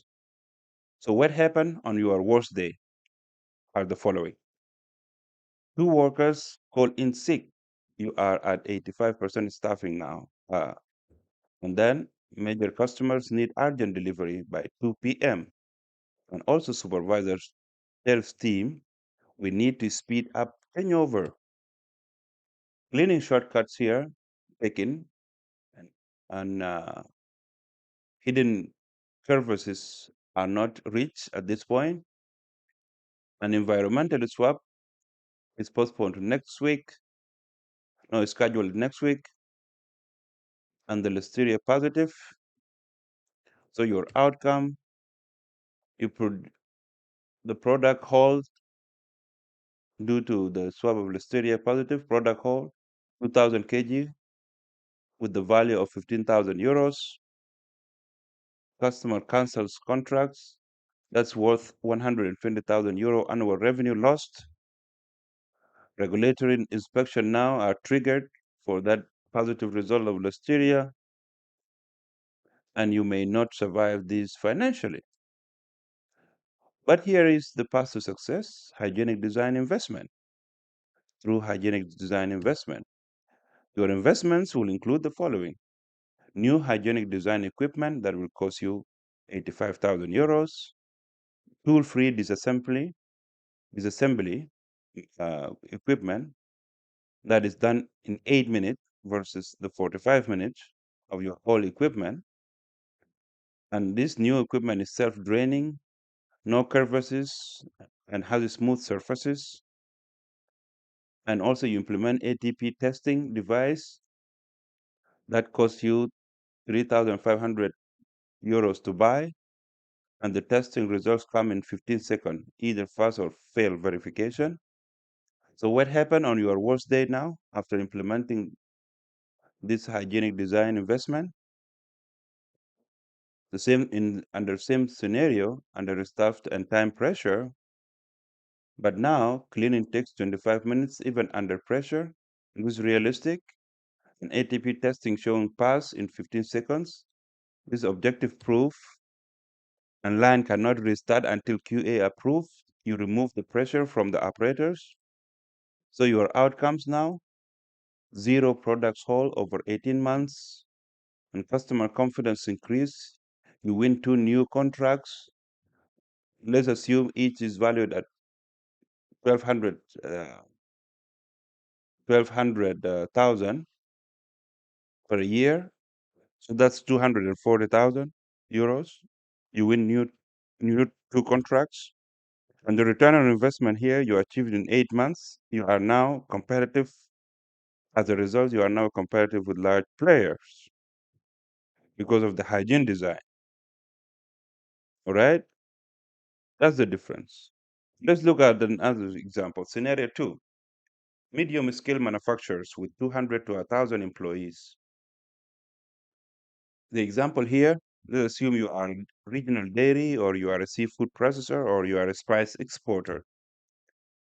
The path to failure here is when having good enough equipment. And if that's the case, then your reality is the following: equipment is inadequate, but it passed the audit. And then your equipment is 15 years old with difficult to clean design. Your environmental monitoring has 12% positive rate. That's a way above industry benchmark, which is under 2%. And you think we always done it this way. So what happened when scale increases. Under these conditions, production doubled to meet export demand, same equipment, same cleaning procedures, but now more production equals to more contamination opportunities, of course, because the cleaning will decline and the shortcuts.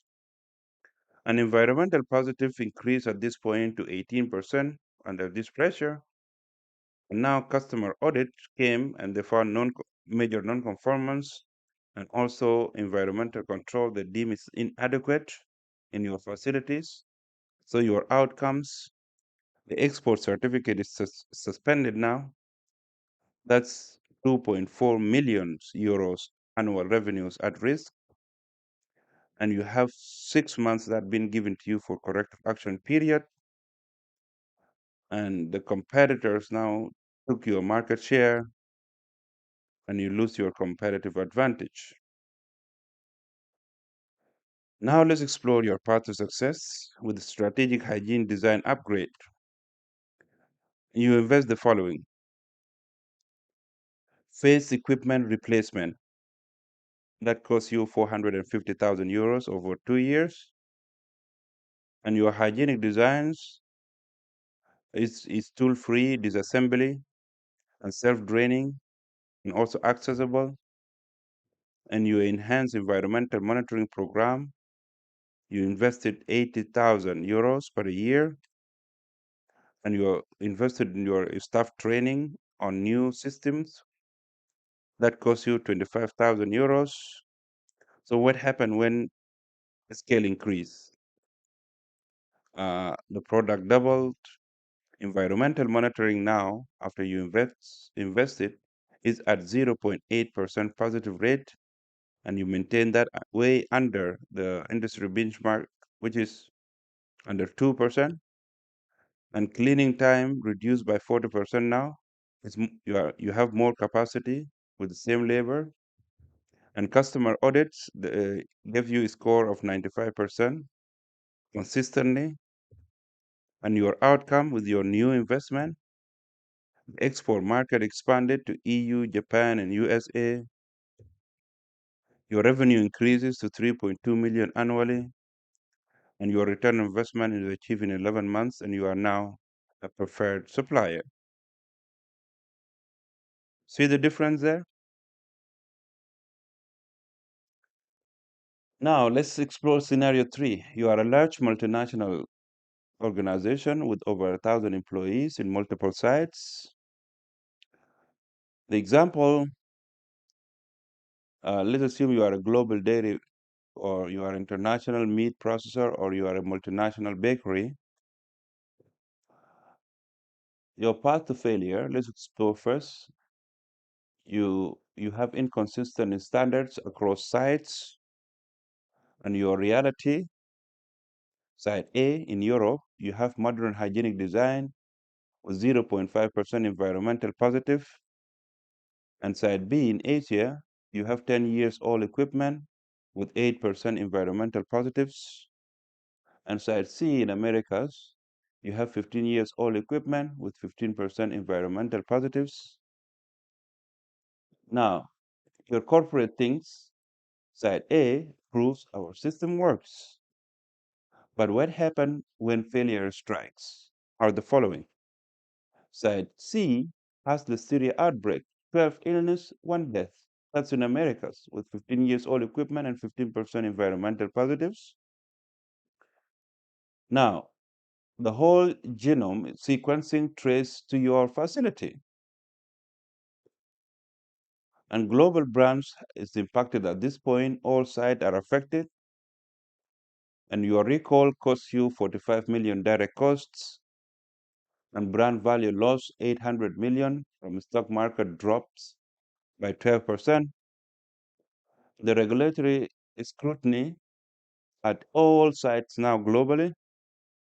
And your outcomes with this situation, side A, which is compliance, is still face customer audits and skepticism also.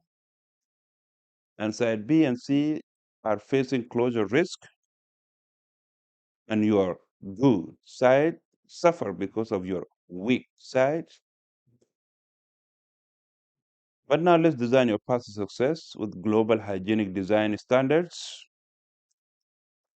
Let's assume the following are your investments. You invest in corporate standards.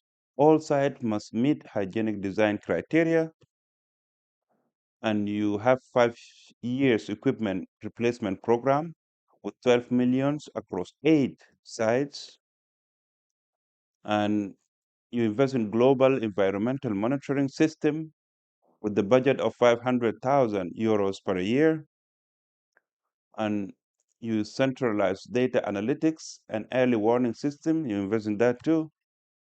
So now what happened when you prevent failure are the following. All sites now maintain under 1% environmental positive rates. An early warning system now detects equipment degradation before failure. And proactive replacement prevent contaminations now. And also your customer confidence. Now your standards are consistent globally. And your outcome after your investment, zero recall over 5 years, which is with the industry average of 1 to 2 per large company. Savings is now over 45 million in avoided recall costs. You remember your recall cost you 45 millions euros. And your brand value now increases. Now you have premium pricing is justified by safety records of your zero recall over 5 years. And your return on investment is achieved in 18 months. And now you are the industry safety leader. You see the difference, right? Let's explore scenario 4. Scenario 4 for food safety professionals, auditors, consultants, and managers. This is for you guys. Your path to failure, you focus on documentation and missing design, Mr. Auditor, and your audit approach is the following. Check HACCP plan, complete. Review CCP monitoring records, 99.8% compliant. Verify cleaning log, check all sign. You give them a pass score, of course. Now, what you miss here are the following. Equipment has dead end pipes. That's impossible to clean. Environmental monitoring shows 14% positive rates. You didn't ask. The cleaning procedures are unrealistic. Okay, the cleaning procedures that were showing to you and you gave them pass.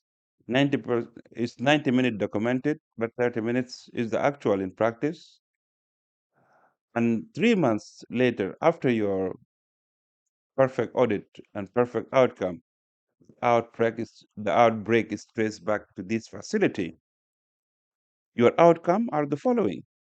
Your credibility is damaged at this point. You audited them 3 months ago. Clients loses trust in your audits also, and your professional reputation suffers. But let's design your path to success, Mr. Auditor or Miss Auditor. Let's design focus, like the design focus assessment that you should conduct. So your enhanced audit approach is the following. You check equipment design and you ask to find out, can it actually be cleaned effectively? Also, you review environmental monitoring trends and you ask to find out what's the positive rates over time, and you observe actual cleaning and you ask to find out does reality match documentations, and you also ask would this control still work on the worst day, the most important question there, and you identify design weaknesses before they cause failure. So what you provide here when you do this, you provide risk assessment. Your equipment design creates harbor sites. This is your risk assessment. And you give recommendations. Invest in hygienic design. Here is the ROI calculations. And you give it to them. And your prioritizations, fix this before it causes an outbreak. And you wait for corrective actions. And you validate. Your outcomes with this approach, clients implemented your recommendations and zero outbreak at facility you advise. And you are known as the auditor who prevent problems, not just documents, not just the auditor who document them. All right, let's look at the scenario 5, regulatory professional and public health officials. This is for you. Your path to failure, reactive inspection after outbreak is what you do. All right. Now, your approach is as the following. Don't worry, we will design your path to success.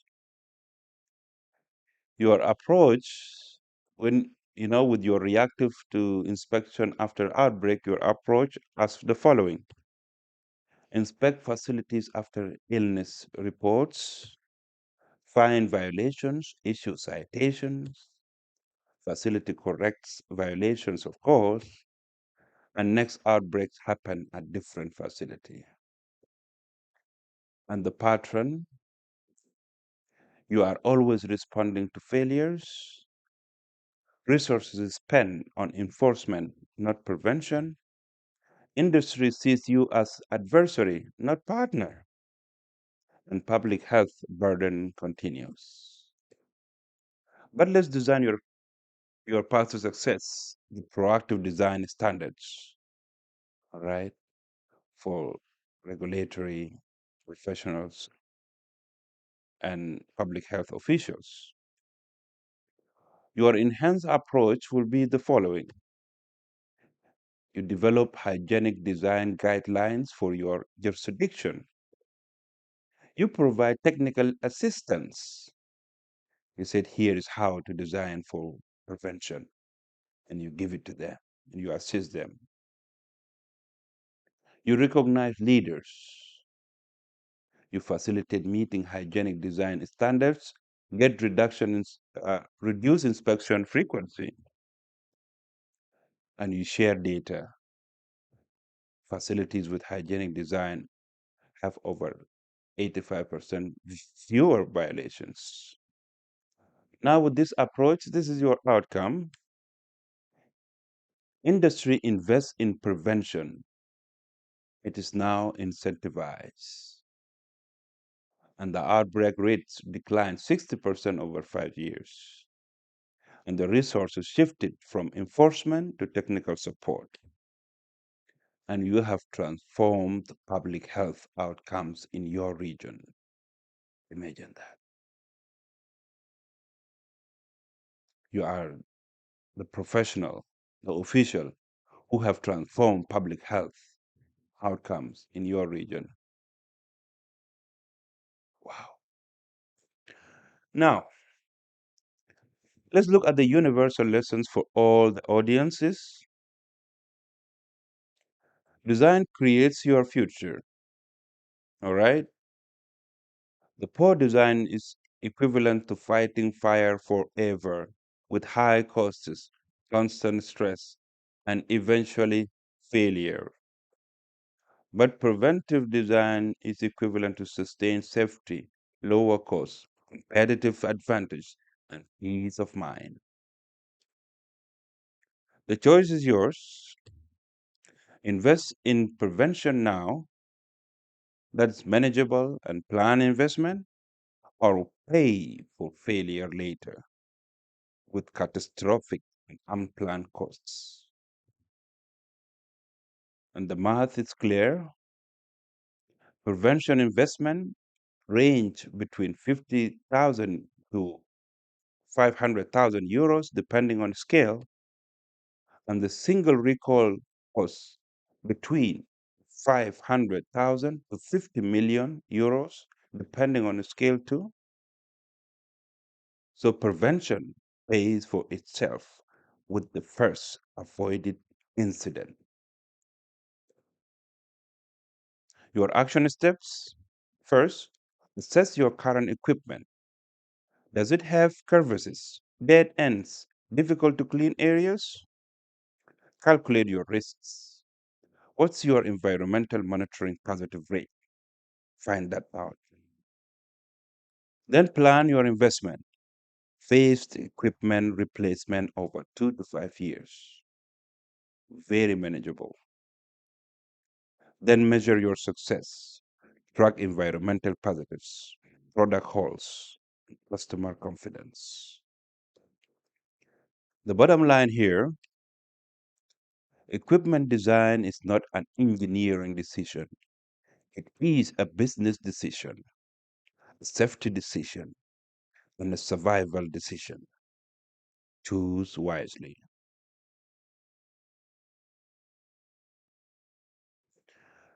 Now, let's look at the critical question for every system here: the worst day resilience. Would these controls still work on the worst day of the year? That, my friend, is the critical question for every system. Would these controls still work on the worst day of the year? All right. Now, to visualize the question before we interpret further, first we start with observable checks, verify system behavior and outputs under normal conditions, and then the operational tests, ensure functionality meets the operational standards, then stress scenarios, simulate high load conditions, identify performance bottlenecks, then failure modes, analyze potential points of failure and their impacts. This is the visualization of the question. Would these controls still work on the worst day of the year? Now, the worst day is characterized by high stress and compromised resources. All right? As following, those are the characteristics of the worst day. Staffing shortage. 3 people call in sick, for example, contributing to the industry average of 3 to 5% absenteeism rate in food manufacturing. We have absenteeism, okay, of 3 to 5% rate average in our industry. Now, also equipment breakdown. Equipment broke down earlier, for example, leading to running behind schedule and increased pressure. Third, supply chain delay. A critical shipment is late, for example, creating time pressure to finish and increase production quotas.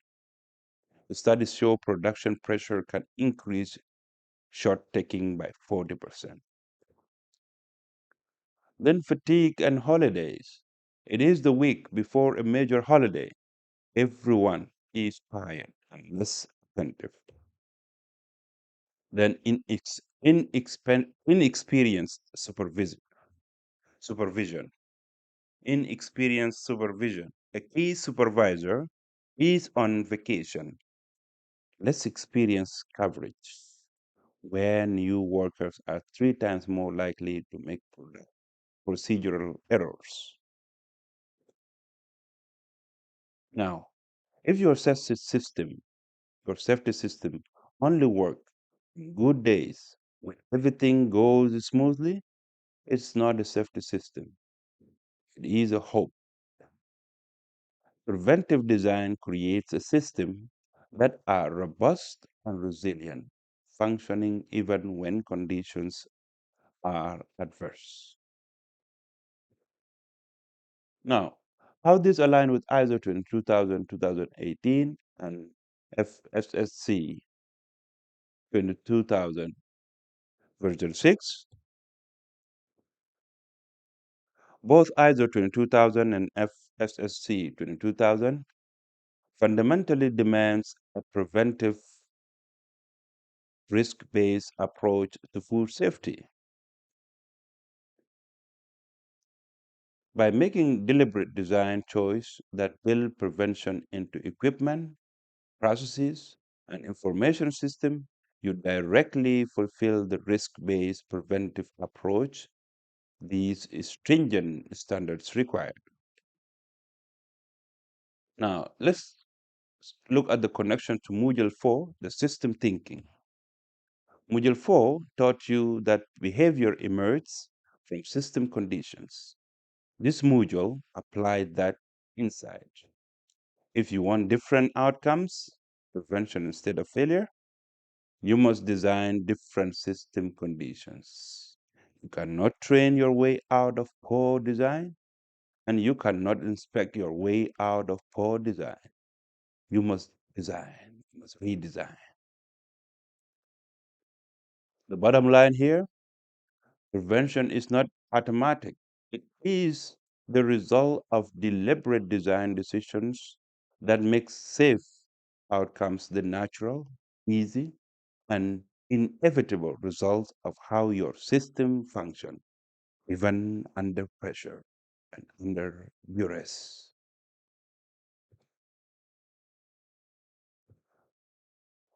We are referencing, our reference include A3, sanitary standards, and EHEDG guidelines, and Codex Alimentarius, General Principle of Food Hygiene, and ISO 22000 Class 8.2, and ISO 22000 Class 8.5.1.2, and FSSC version 6 additional requirement 2.5.8.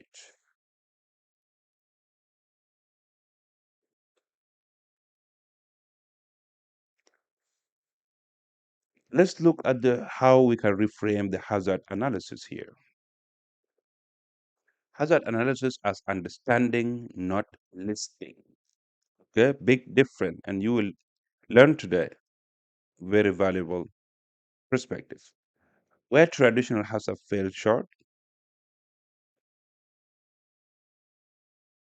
you can open most of hazard plans and you will find a hazard list that looks something like the following. Okay, you have a list table with 4 columns. First column, hazard, second one, type, third one, likelihood, and fourth one, severity. For example, you will have hazard, salmonella, type, biological, likelihood, medium, severity, high. Then you will find hazard, Listeria monocytogenes, type, biological, likelihood, low, severity, high. Then you will have hazard, metal fragments, type, physical, likelihood, low, severity, medium, and so on. Then you will have cleaning chemicals, residues, and allergen cross contamination, cross contact. That's the type of the table you will see, okay, in most places. Now, this type of generic list, often copy pasted from templates or other facilities, is inadequate. It typically reflects general fear rather than a specific process understanding. Hazards are often listed without a clear mechanism of entry or movement, and risks rating can lack a scientific or quantitative basis, leading to controls that don't match your actual risk. It fails to tell you the following. Such table. First, it fails to tell you where these hazards truly originate in your unique process. It fails to tell you how they enter and travel your specific system, and it fails to tell you how they interact with your processing steps, growing, concentrating, or being inactivated. It fails to tell you where and when precise control must be applied to effectively prevent exposure. Effectively prevent exposure. Now, hazard list describes fear, Hazard understanding enables control. Okay? When you have a hazard list, that's a description of fear. But when you understand hazards, it enables you to apply controls. This is the visual. The visual of this statement is the following.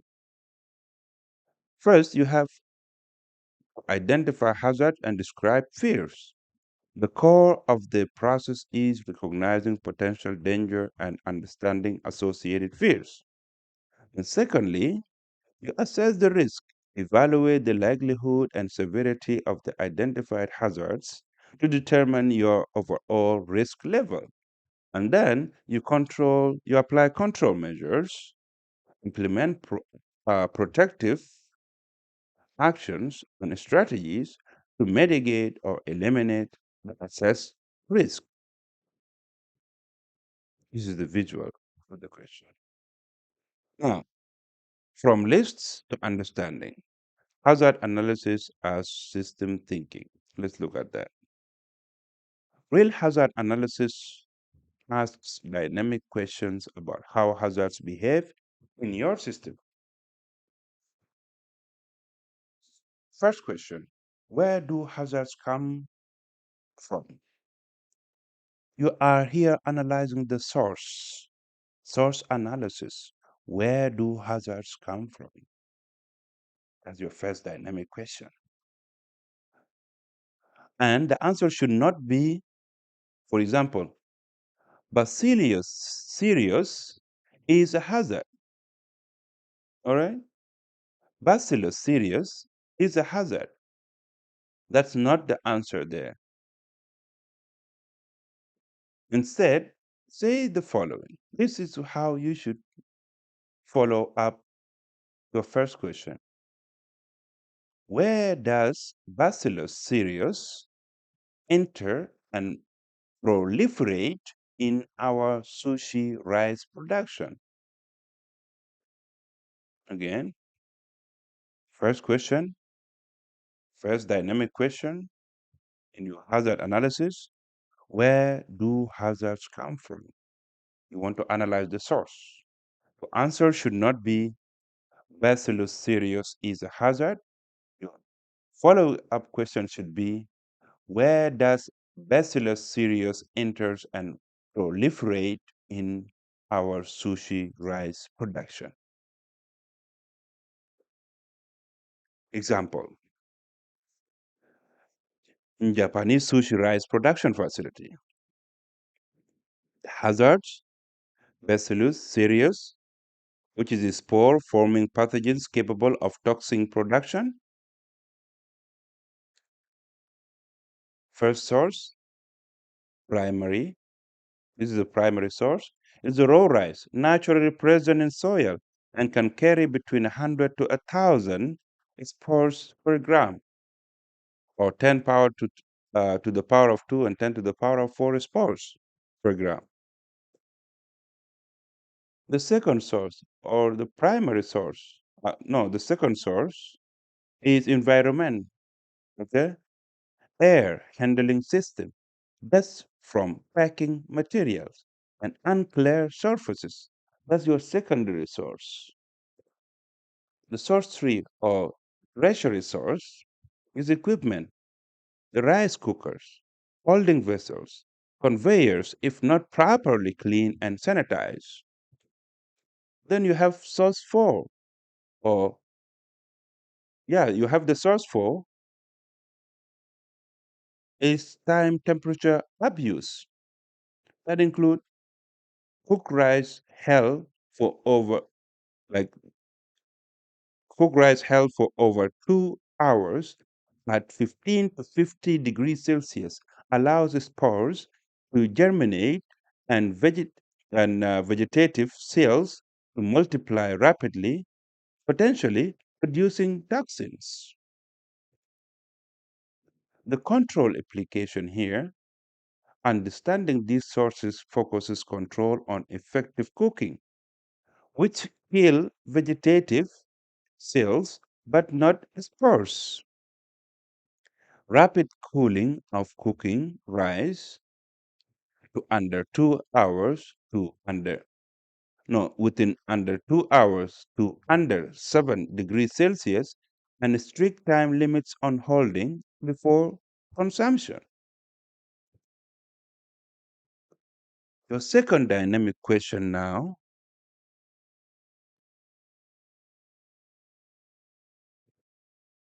Your second dynamic question now in your hazard analysis is, how do hazards move?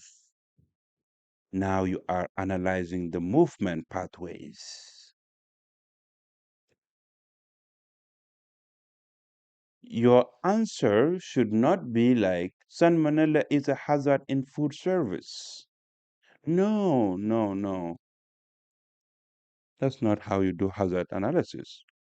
Instead, you follow up with, how does salmonella cross-contaminate ready-to-eat foods in our kitchen? Okay? Your second dynamic question of how does hazard move, you don't answer with salmonella is a hazard in food service and put it in your hazard registration risk. No.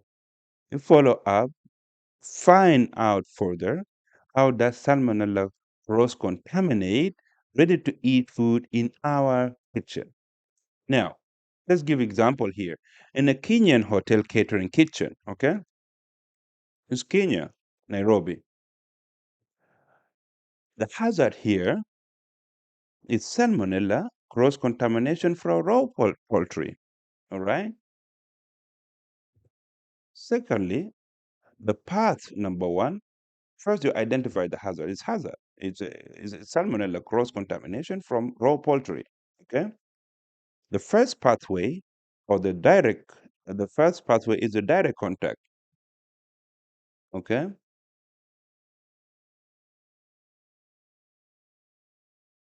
Raw chicken prepared on a cutting board, followed by the same board or knife being used for ready to eat salad without adequate cleaning.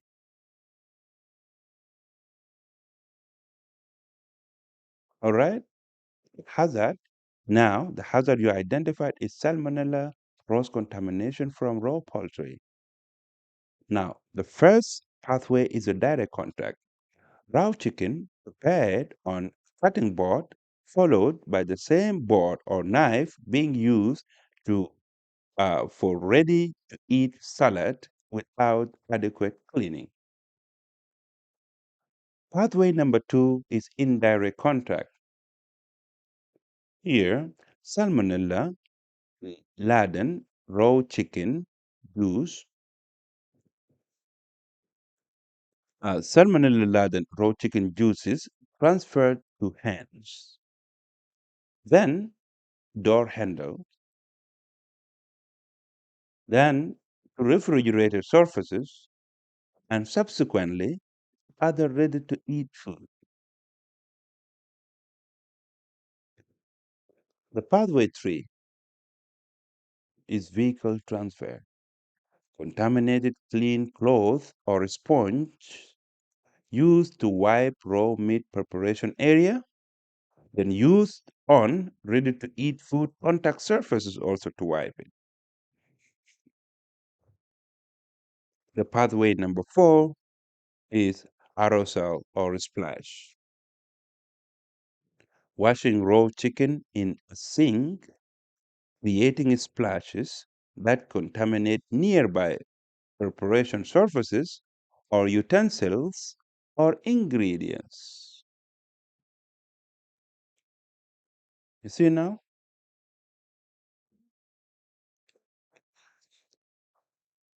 Now, the quantitative data here would be, the swab testing revealed that 60% of clean surfaces in ready-to-eat food preparation area tested positive for salmonella when strict zoning and cleaning protocols were not enforced.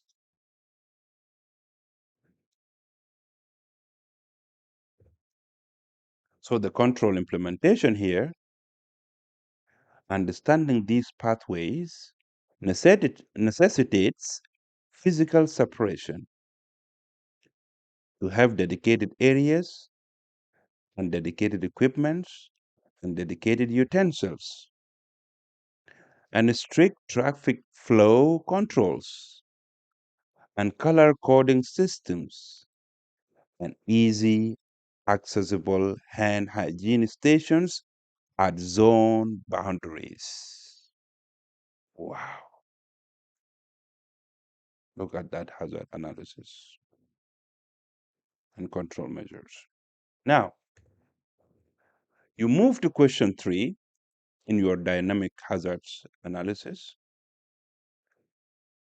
And the question 3, how does hazard change? The growth, the inactivation dynamics, how does hazard change? That's your question. Your answer should not be yeast and mold are a hazard and put them on your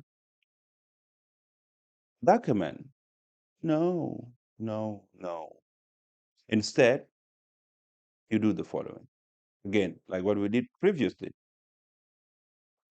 If the question is, how does hazard change?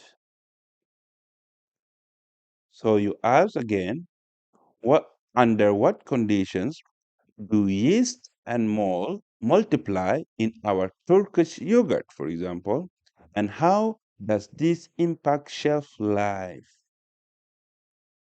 Under what conditions does yeast and mold multiply in our Turkish yogurt, and how does this impact shelf life? Let's explore the example of Turkish yogurt manufacturing. Hazard, yeast and mold growth in finished products. The growth, dynamic analysis, yeast at pH of 4.5. So at 5 degrees Celsius, doubling time is between 48 to 72 hours. And here is slow and acceptable for 21 days shelf life. And at 10 degrees Celsius, the doubling time here is 18 to 24 hours. And the growth here is moderate, and the shelf life potentially reduced to 10 to 12 days. And at 15 degrees Celsius, the doubling time is 8 to 12 hours. Rapid, and shelf life is reduced to under 5 days. Note here, if pH drift to 4.8 at 10 Celsius, the doubling time accelerates to 12 to 16 hours, all right? Now, let's look at the quantitative modeling here, starting contaminations of 10 colony forming unit per gram or 10 CFU, okay, per gram. Day 3 at 5 Celsius is about 20 CFU per gram, which is acceptable. Day 10 at 10 Celsius is about 160 CFU per gram, approaching quality defect threshold. And at day 3 at 15 degrees Celsius, it is about 2056, 2560 CFU. This is spoilage at this point is likely visible. The control implication here, this analysis highlights that consistent temperature controls, for example, plus or minus 2 degrees Celsius tolerance throughout the cold chain is paramount. pH control is secondary but crucial to prevent accelerated growth. And strict time limits on distributions are essential to maintain product quality and safety.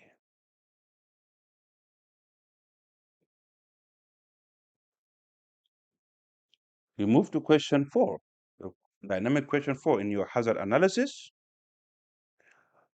Where must control be absolute? Now you are exploring here the CCP, critical control points. Where must control be absolute?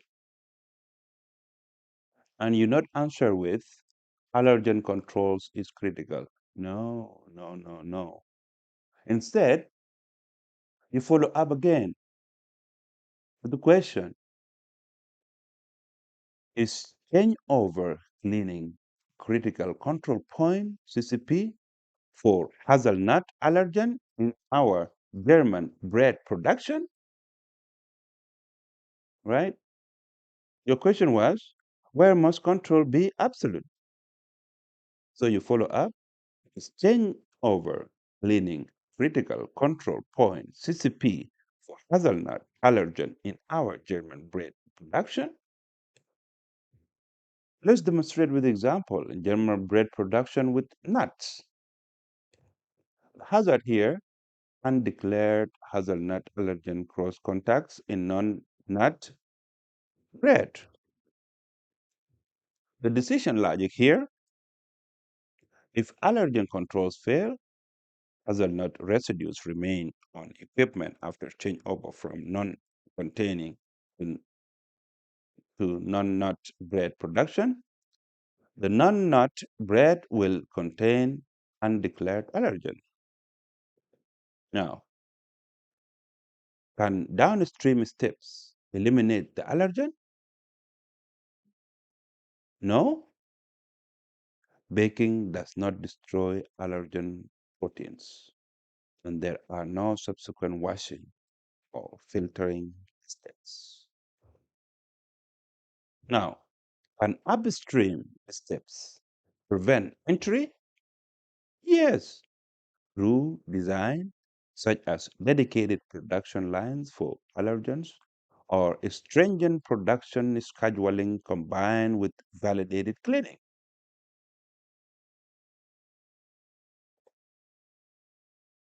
Here is the conclusion. Changeover cleaning becomes a CCP if it is the sole, only control step to prevent undeclared allergen. However, a better designed system might utilize a dedicated line or a robust prerequisite program or PRP for cleaning, making cleaning verification a monitoring step rather than a CCP. The distinction line, the distinction lies here in whether this step is absolutely essential and the only means to eliminate or reduce the hazard to an acceptable level.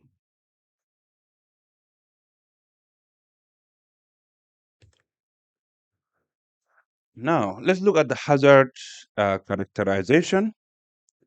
The missing step. Beyond simply identifying a hazard, sophisticated hazard analysis requires understanding its specific characteristics relevant to your product and process. This deeper characterization informs precise control strategies. First, ineffective dose. The infectious dose for non uh, typhoidal salmonella varies widely by strain, host susceptibility, and food metrics, ranging from very low dose in some outbreak contexts to much higher doses in others. This variability eliminates the concept of a reliable, safe, low level, right?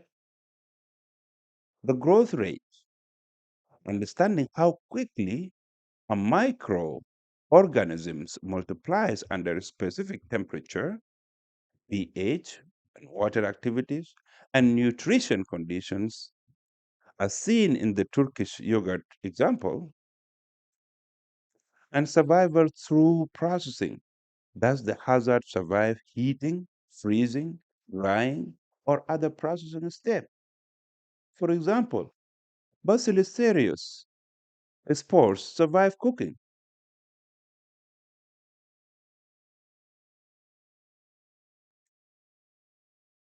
and also persistence in environment. How long can a hazard survive and persist in the processing environment? For example, listeria in drains, allergens on surfaces. Toxin production. For some pathogens, the hazard isn't the living organism, but the toxins it produces. Now, for example, Staphylococcus aureus toxin, Bacillus cereus emetic toxin. These toxins can be heat stable even if the organism is ill. Now, how this allergen, how let's look at how this align with ISO 22000 and Codex-HACCP.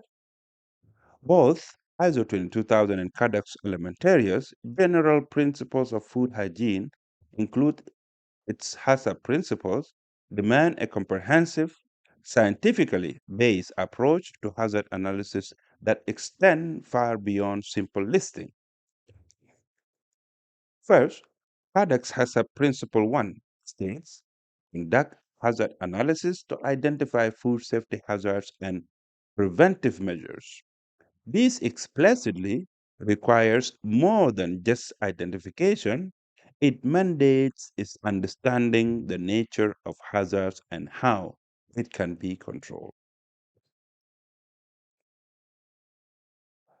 In ISO 22000 also, secondly, clause 8.5.2, which is hazard identification and determination of acceptable levels, this clause explicitly requires the organization to identify all food safety hazards that are reasonably expected to occur in relation to the type of food, the type of processes, and the intended use. It further mandates determining acceptable levels of food safety hazards in end products, which inherently requires a scientific understanding and process specific analysis, not generic assumptions. A requirement for scientific basis, both standards emphasize that hazards analysis must be based on scientific data, expert knowledge, and process specific information.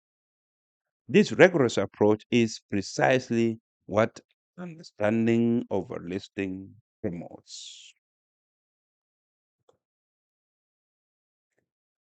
So, by understanding hazard sources, movement patterns, growth dynamics, characterizations, and the decision logic for control points, you directly fulfill the requirement for a thorough, effective, and compliant hazard analysis that enable truly preventive control.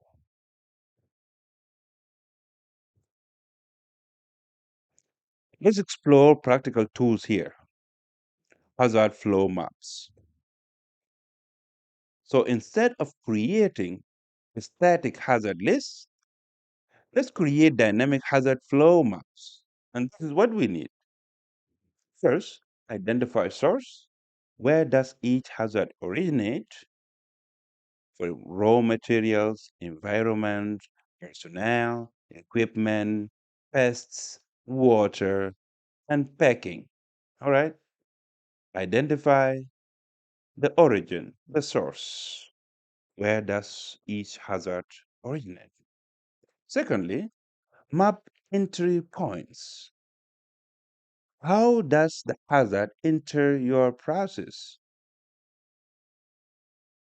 Direct incorporation, cross contamination, induction during processing, unpacking breaches. Map where does the hazard enter your process, right? Thirdly, Trace the movement. How does the hazard move through your system? Trace the movement. Physical contacts, personnel transfer, air flow, water movement, equipment sharing, or product uh, recirculation. How does the hazard move through your system? Trace the movement. Then understand the change. How does the hazard concentrate?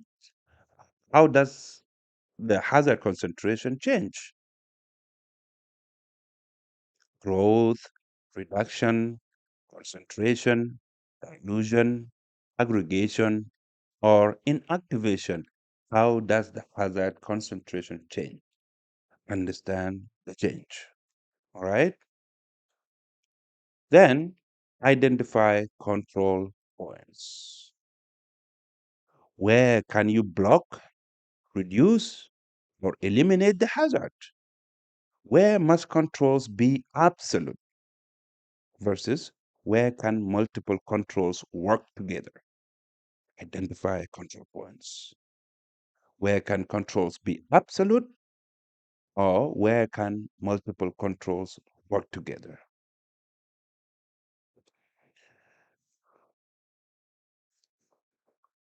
Now let's just illustrate with example hazard flow mapping for system-based products, okay? For illustration, and this is based on documented food safety challenge in system processing and validated HACCP principles.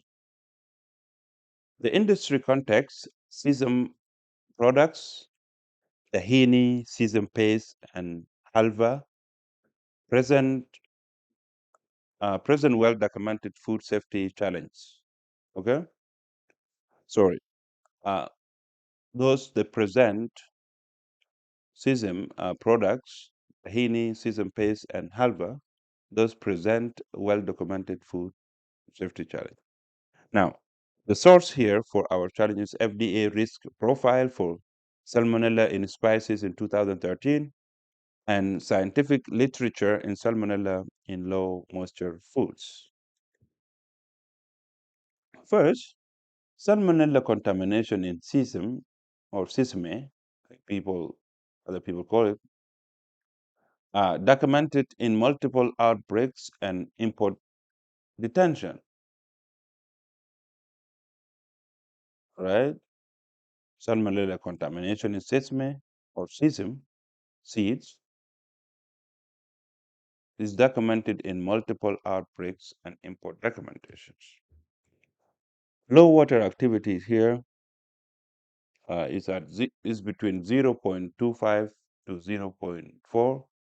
Salmonella survives but doesn't grow at this point. The heat resistance, salmonella in low moisture food is more heat resistant than in high moisture foods. Okay.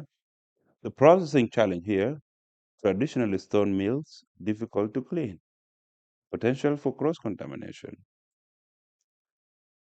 The documented outbreaks, multiple salmonella outbreaks linked to tahini and sesame products in USA, Europe between 2000 and 2020s, and also FDA import alert for sesame products from various countries due to salmonella detection. Now, the hazard flow mapping approach here, first step, identify sources. The scientific evidence, primary source, raw sesame seeds naturally contaminated. Studies show salmonella prevalence in raw sesame or sesame zero point 0.5 to 0 between 0.5 to 8% depending on the origin, and contamination occurs in field, soil, water, animal contacts, and during drying storage. The secondary, that's the primary source, okay, for raw seeds, made seeds naturally contaminated. Now the secondary drying source is processing environment and cross-contamination from contaminated batches or environmental harbor salmonella in difficult to clean areas. The tertiary source or the third source is personal and packing materials. Source FDA, EFSA scientific options, peer review research on salmonella in spices. Step 2, map entry point. Entry mechanism 1, direct incorporation. Number 1, direct incorporation is contaminated seeds entry processes. Secondly, cross-contamination during storage, handling, or processing. Third, equipment contamination uh, through residue in mills, conveyors, and packing equipment, and post-process contamination through handling, packing, and storage. Right? So now we map the entry point. Thirdly, step 3, trace the movement. The contamination pathways we have from seed to storage, to cleaning, to roasting, grinding, packing. That's the first pathway. Second pathway we have from environmental dust to air handling to product contact surface. The third pathway is from equipment residues to subsequent batches. And we have the fourth pathway is from personnel contact to finished products. Okay? Those are contamination pathways. So step 3, trace the movement. Now, step 4, understand hazard behavior. The scientific data on salmonella in sesame or sesame processing. The survival. Now we try to understand the hazard behavior, okay? Survival. Salmonella survive in low moisture foods with water activities under 0.85 for months to years. And it does not grow at water activity level above water activity level under 0.85, but remains viable and infectious.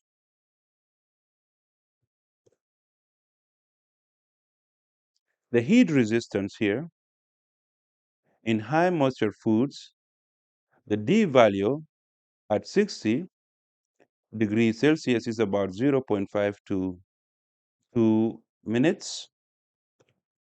And in low moisture foods, the D value is at 60 degrees Celsius with about approximately for approximately 20 to 60 minutes.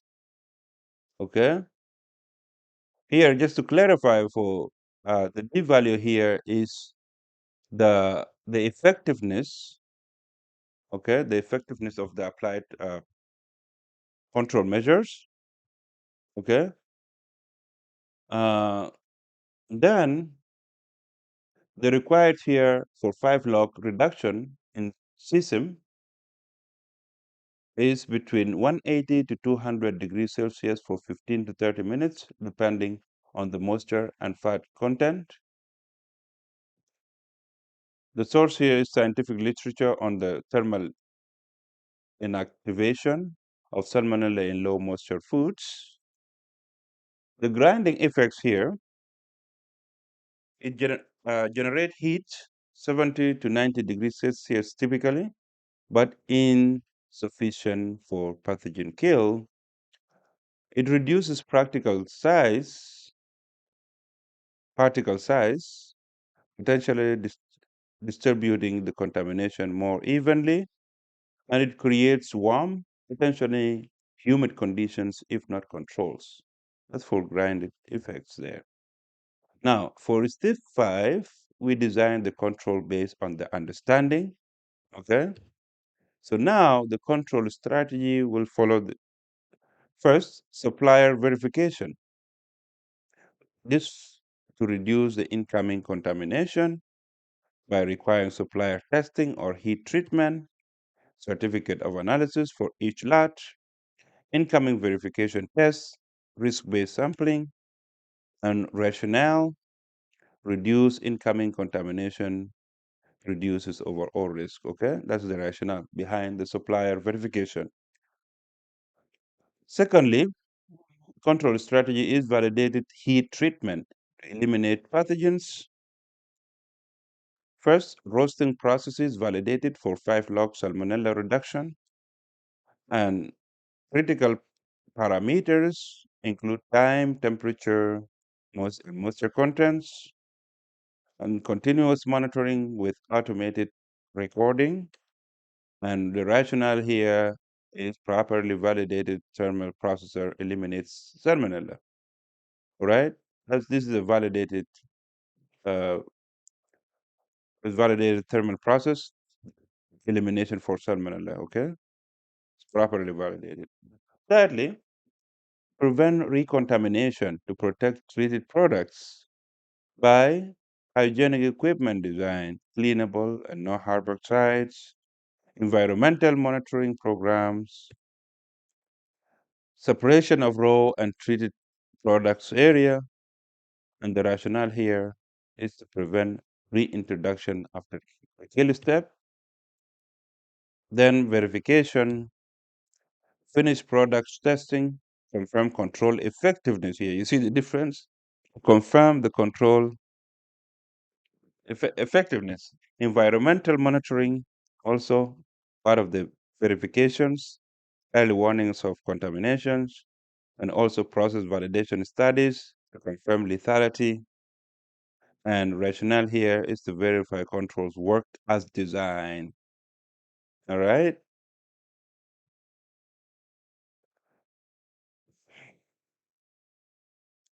The scientific validation requirements for thermal processing of the system are the following.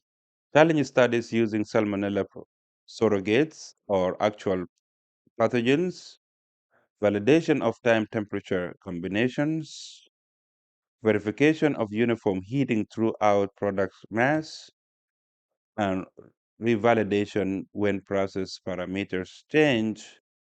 And the source is FDA compliance policy guides on low acid canned food, scientific literature on process validation. The lesson learned here first, the hazard list approach. Salmonella is a hazard in sesame, roast to kill. The results may miss critical details, heat resistance in low moisture, recommendation pathways, recontamination pathway, and so on. The hazard flow mapping approach is the following. Understanding where salmonella comes from, multiple sources, understanding how it behaves, including it survives long-term heat resistance in low moisture, and understand movement pathways from equipment and environment and personnel, and also design multiple controls addressing each point. And the results is comprehensive control strategy based on scientific understanding. All right. Our references include FDA risk profile, pathogens and fifth in spicy and filth in spices 2013, Codex-aligned course of practice for spices and dried culinary herbs. And also we have scientific literature on salmonella thermal resistance in low moisture foods. And we have ISO 22000, the mighty ISO 22000 2018 class 8.5.2, hazard identification and determination of acceptable levels.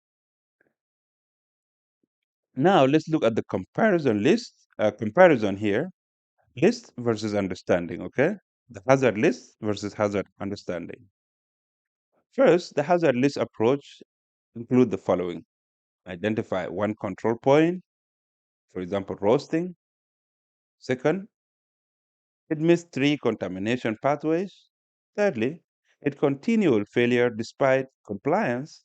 And the cause here is around 180,000 in product haul plus brand damage. Okay, if you just list the hazard. You can do the roasting, but the other ways of recontamination and survival and all that, you miss them, and it can cost you 180,000 in product haul plus brand damage. However, the hazard flow mapping approach includes the following. It identifies 5 control points across the flow. It addressed all the contamination pathway. It has zero failure in 24 months, and the benefit is 1.8 million revenue increase plus market access.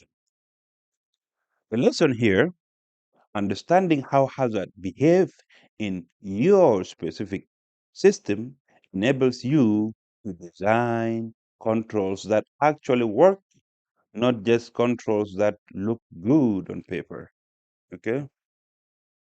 The power of understanding over listings. Let's look at that.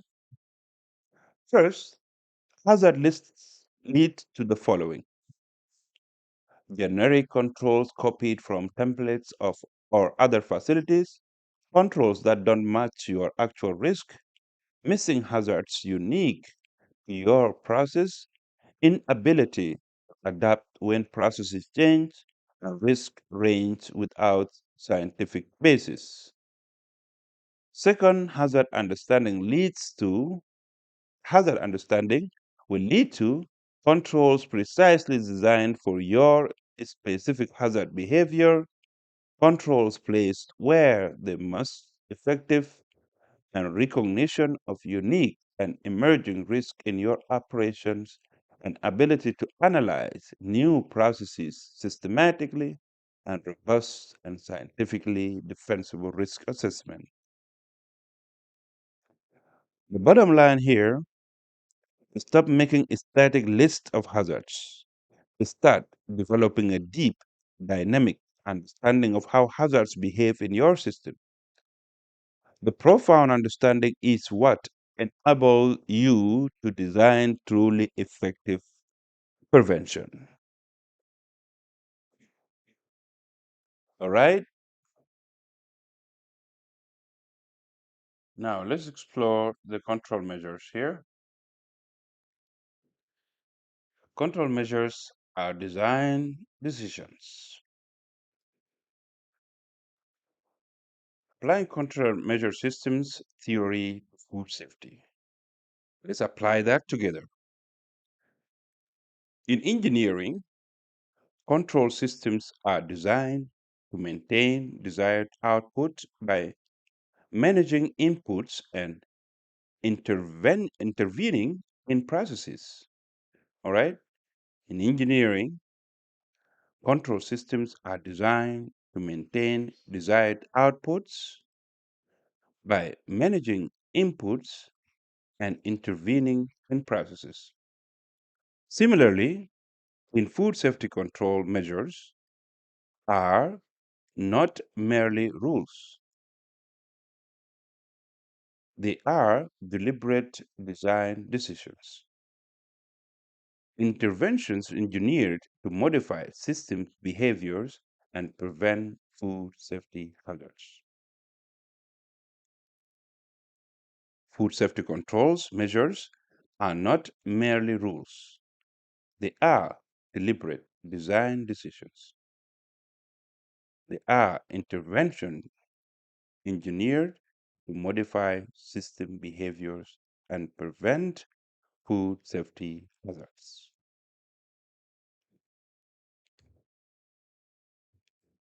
This shift in perspective from rules to design decisions is critical because of the following. First, rules are rigid. Rules are prescribed and followed without deep understanding of their underlying purposes or limitations. As the rules, okay? Rules are rigid, rules are prescribed, and rules are often followed without deep understanding of their underlying purposes or limitations. Design decisions, however, are reasoned choices based on scientific principles and risk assessment, aiming to achieve specific safety outcomes. Design decisions involve understanding system dynamics. Design decisions involve system dynamics, and potential points of failure and desired response to deviations. Now, when you approach control measures as design decisions informed by principles of feedback loops, which we studied in previous modules, and forward and feedback and feed forwards controls and reliable engineering, all right, you achieve the following. When you approach control, again, when you approach control measures as design decisions and informed by principles of feedback loops and feed forward controls and reliability engineering, you can achieve the following. First, you can evaluate their appropriateness and effectiveness for your unique processes. And you can adapt them proactively when process conditions or inputs change. And you can continuously improve them based on performance data and system monitoring. And you can innovate and design robust controls for new processes or engineering hazards or emerging hazards. Sorry. Okay. You can innovate and design robust controls for new processes or emerging hazards. Now, let's look at the control measures here. The physical and the operational and the informational control measures. All control measures function through one of three primary mechanisms that we mentioned: physical, operational, or informational, often integrated for redundancy and resilience. All right, let's look at them one by one. First, the physical controls. They are engineering controls that block, remove, or transform hazards through physical means, often involving equipment design or process parameters. Okay? Example, sorry, there was a noise in the background. I hope you can hear it. Let's go through it again. The physical control measures are engineering controls that block, remove, or transform hazards through physical means, often involve equipment, design, or process parameters. Let's demonstrate with example here. A Vietnamese coffee processing, for example. The hazard here is acrotoxin A, mycotoxin, in green coffee beans. The physical control here is density separation through air classifier, followed by color sorting through optical sorters.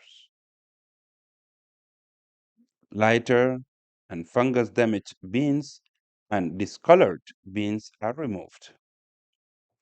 The performance here reduces acrotoxin levels by 70 to 85% from 15 uh, microgram to under 3 microgram per kg.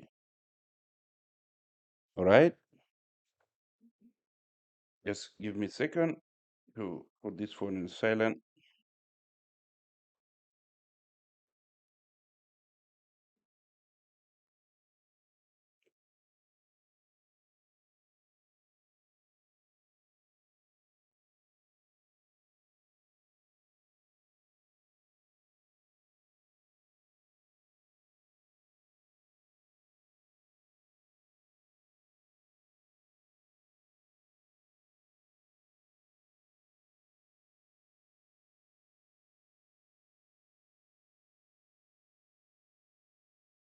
All right. Now, the reliability here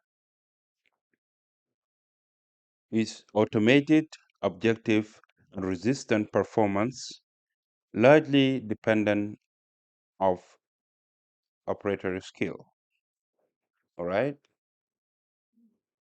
The second example of the physical control measure, let's look at the Australian meat processor, for example. The hazard here is E. coli 0158787 on beef trim surfaces. The physical controls here is steam pasteurization with application of 95 degrees Celsius steam for 8 to 10 seconds to surfaces. The performance achieves 5 log reduction of E. coli, reducing counts from 10 to the power of 3 CFU per uh, square centimeters to under 1 CFU per square centimeter.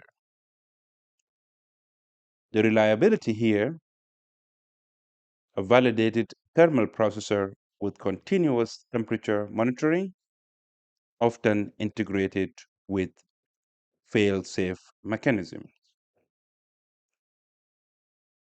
These are examples of physical control measures. Now let's look at the operational control measures. It is a they are procedural controls and schedules or practices that reduce hazard exposure or proliferation through systematic human actions and damage processes and manage processes. Okay? Operational control measure are procedural controls, schedules, or practices that reduce hazard exposure or proliferation through systematic human actions and managed processes. The first example for operational control measures, let's take a South Korean kimchi production. All right. The hazard here is biogenic amine formation. Biogenic amine formation, for example, histamine during fermentation. Operational control here is strict fermentation, time temperature profiles is 5 degrees Celsius for 3 days, followed by continuous storage at 0 degrees Celsius. The performance here, histamines level consistently remain under 50 milligram per kilogram, which is well below regulatory limits of 200 milligram per kilogram. Reliability here, it's highly dependent on operators' training, adherence to protocols, and disciplined temperature monitoring. Less inherently reliable than physical controls due to human element. The second example for operational control measure, we will take a Brazilian juice processing. The hazard here is allergen, and we have soya lecithin cross contact. The operational control here, production scheduling, allergen-free products from Monday to Wednesday, then allergen containing from Thursday to Friday with a mandatory deep cleaning and environmental uh, swapping on Friday evening. The performance here, allergen swap after the weekend, deep cleaning consistently show under 1 ppm, which is below detection limits for soy. The reliability here, it relies on a strict adherence to the production schedule and effectiveness of cleaning protocol and rigorous verification of cleaning. The third type of control measure, which is informational controls, those are monitoring, verification, and feedback systems designed to detect deviation from desired states. It alerts operators and trigger corrective actions or preventive actions. Let's take first example of informational control with Indonesian stream processing.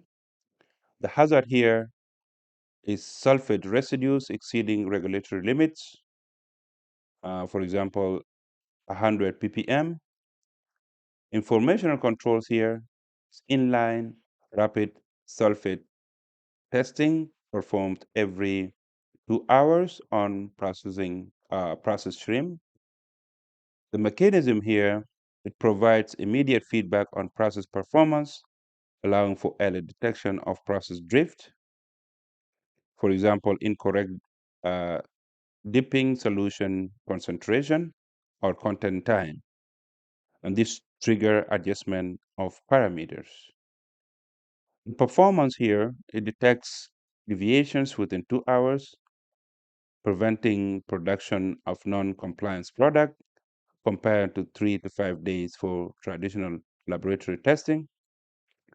Reliability here depends on the accuracy of the rapid test, timely operator response, and the speed of implementing corrective actions. Now, effective control systems integrates all three types. Physical controls provide primary hazards mitigation. Operational control manage the environmental and process around them, and information controls act as feedback loop, ensuring everything is working as intended. All right? The effective control system integrate all three types so that the physical controls can provide primary hazard mitigation and the operational controls can manage the environmental and processing around them, and the informational controls can act as feedback loops. And by incorporating all three, you ensure everything is working as intended. Let's look at the control measures: block, reduce, or eliminate hazard flow. Okay? Module 4 emphasized understanding hazard flow. That's what we studied last time.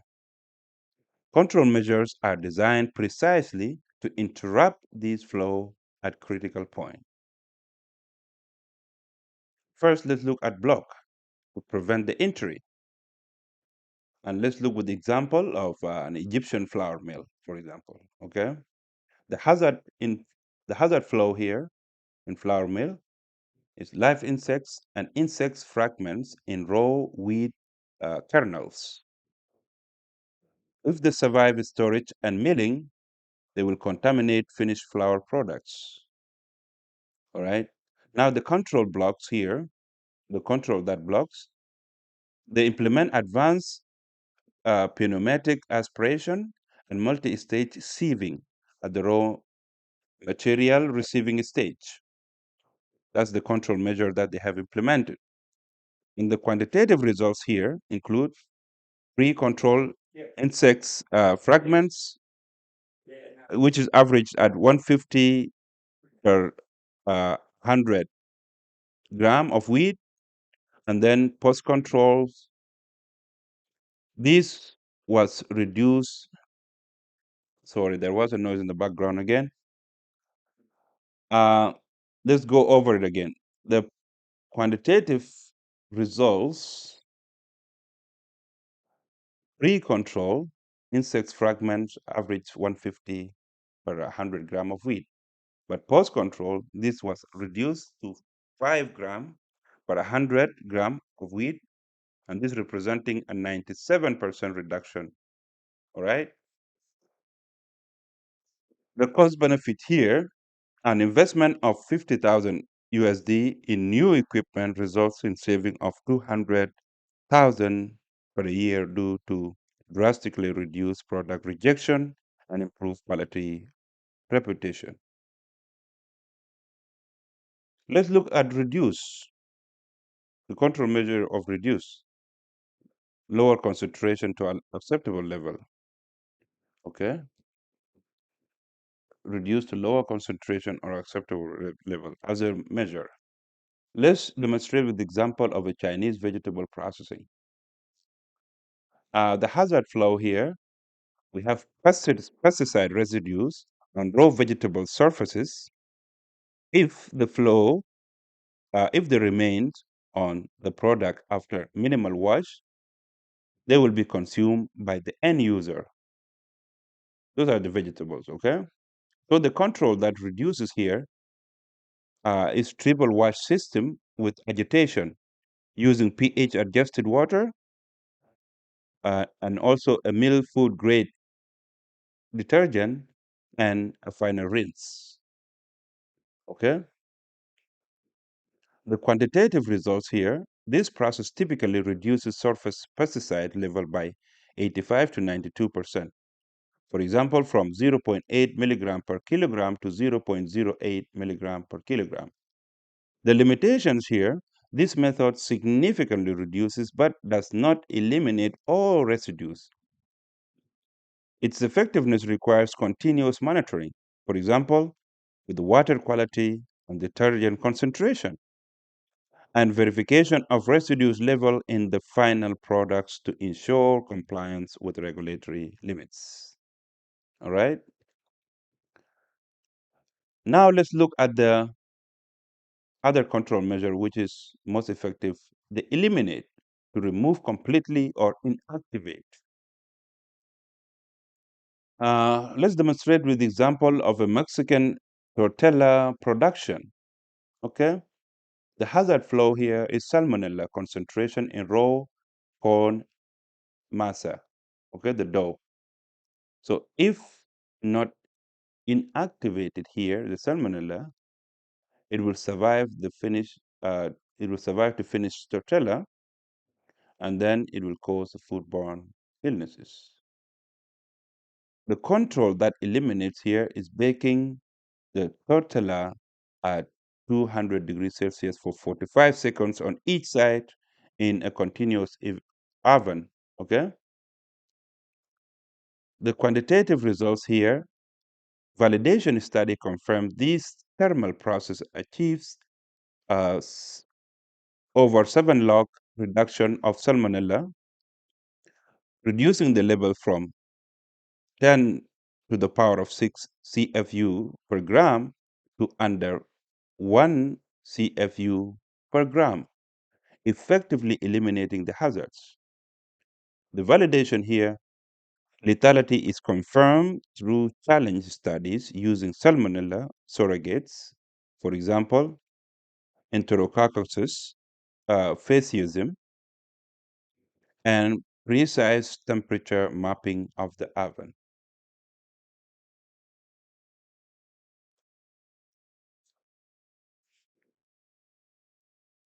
The critical question here, would this control still work on the worst day of the year? This is my favorite question. After doing all that, will this control work on the worst day of the year? All right. Now, this question is fundamental to reliability engineering in food safety. It compels us to design controls robust enough to perform consistently under real world, not ideal conditions. Anchoring them in reality, not just theory, okay? Now, let's demonstrate with the example here with the Moroccan couscous facility, sesame allergen control. Let's look at the current control, the inadequate control.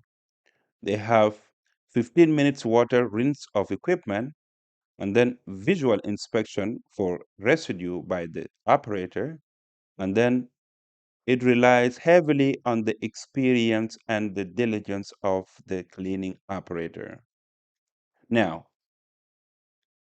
let's look at the worst day scenario analysis here. Operator experience, okay? The shift has new personnel, let's say, at this point, who is 6 months experience covering for the usual team. The usual team have 3 years experience. And now it's covered with somebody or some team with 6 months experience, leading to an estimated of 3 times higher error rates in manual cleaning.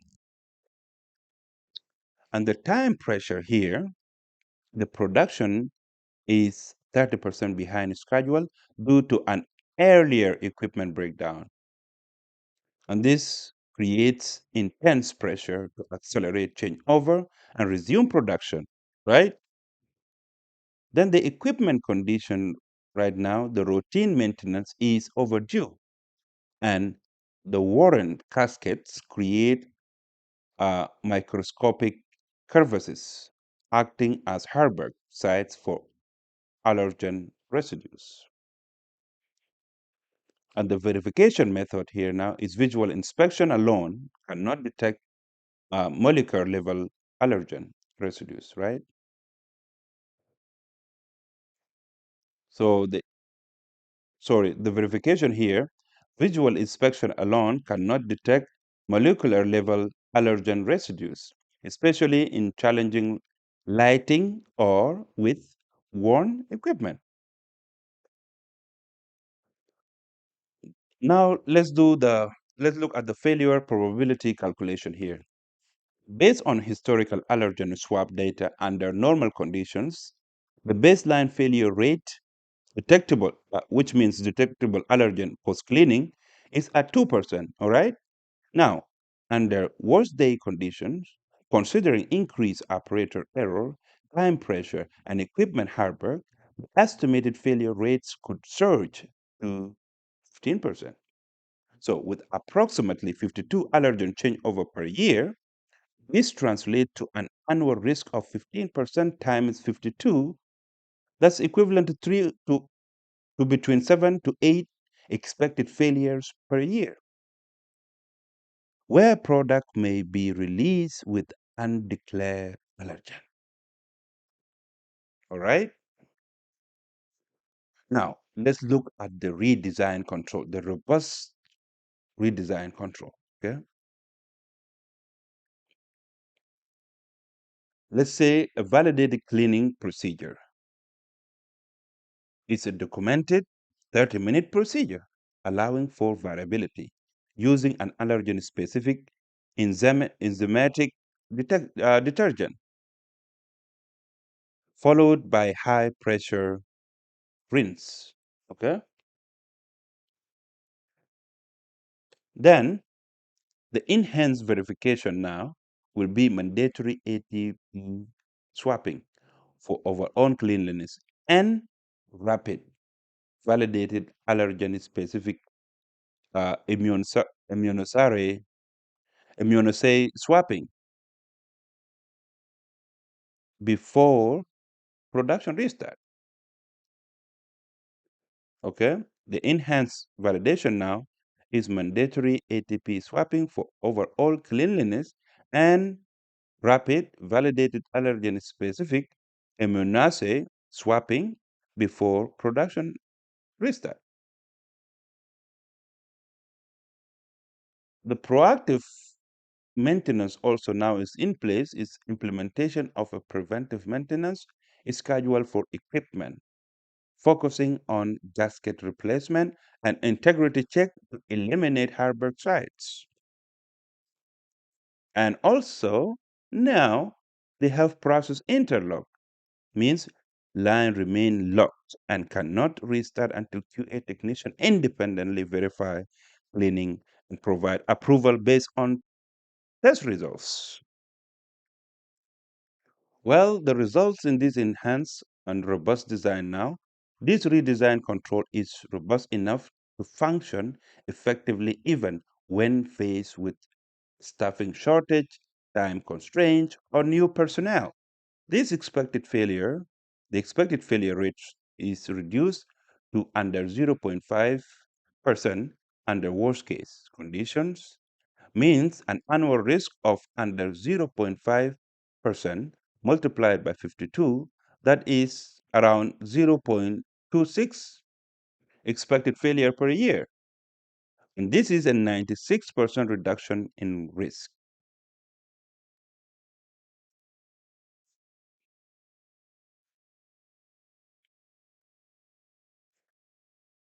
Now, let's look at the control measure validation versus control measure verification.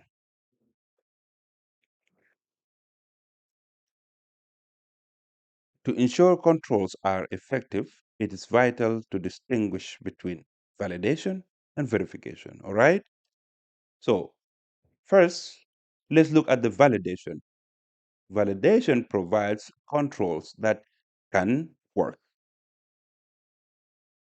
And that means, first, the definition here of validation is obtaining evidence that control measures or combination of control measures is capable of achieving its intended food safety objectives.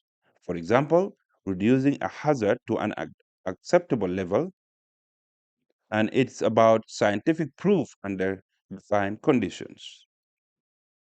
The methods here for validation include challenge studies, scientific literature review, expert opinions, predictive modeling, laboratory testing, or pilot plan trials.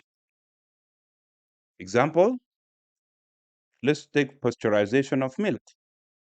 Validation involves challenge studies demonstrating that heating milk to 72 degrees Celsius for 15 seconds, ATST, achieves a 5 log reduction of a Coxella burnetii, Coxella burnetii, a pathogen of concern, proving the process can eliminate the hazard.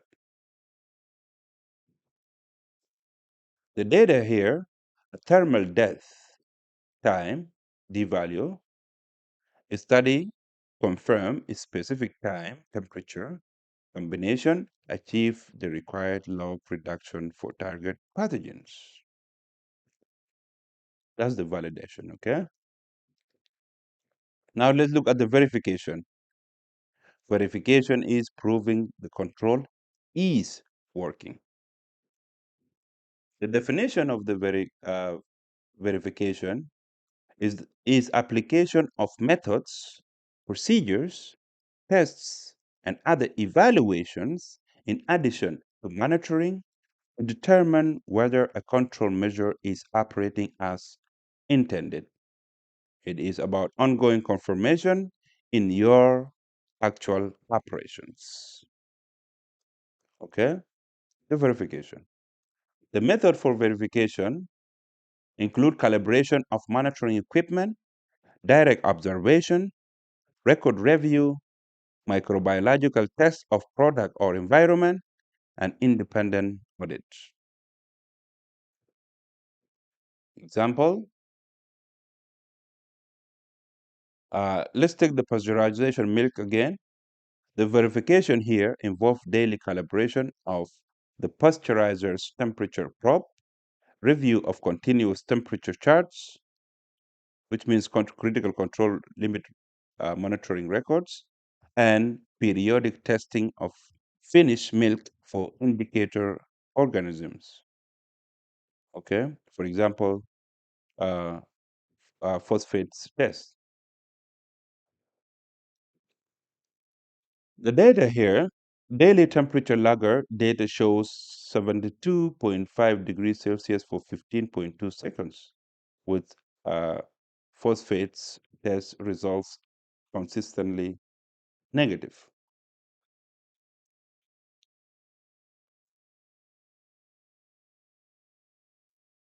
Now, how this align with ISO 22000, 2018, and FSSC 22000 version 6?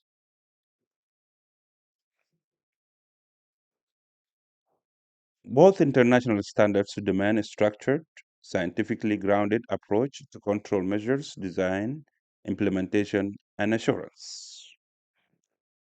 If we start with ISO 22000, 2018, clause 8.5.4, which is selection and categorization of control measures, this clause requires organizations to select and categorize control measures, including PRPs, OPRPs, and CCPs, based on the hazard analysis.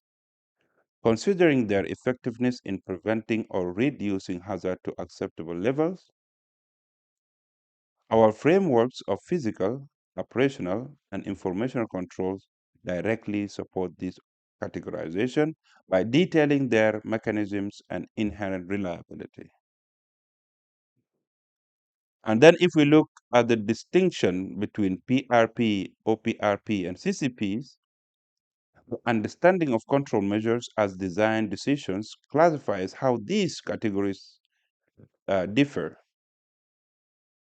PRPs are fundamental, managing general hygiene. OPRPs are specific controls identified by hazard analysis as essential for significant hazards, often managed through operational procedures. CCPs are critical steps where control is essential, and loss of control here will result in an unacceptable food safety risk. So, our worst day analysis helps determine if a control is sufficiently robust to be an OPRP or CCP.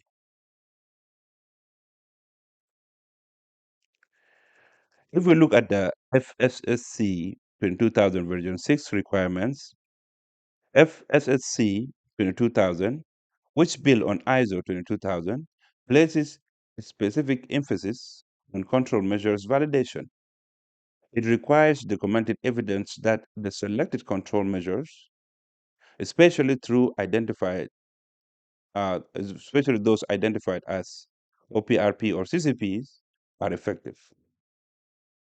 Our new section on validation versus verification that we just went through directly addresses this, providing the framework for how to prove control can work and is working, thereby fulfilling critical scheme requirements. Now let's look at designing controls that work.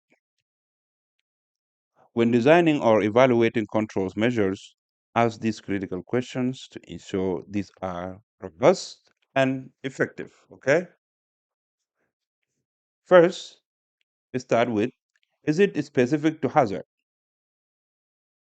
Controls must target the actual behavior and characteristics of the hazard in your specific process. Generic controls often fail because they don't address unique interactions. Okay?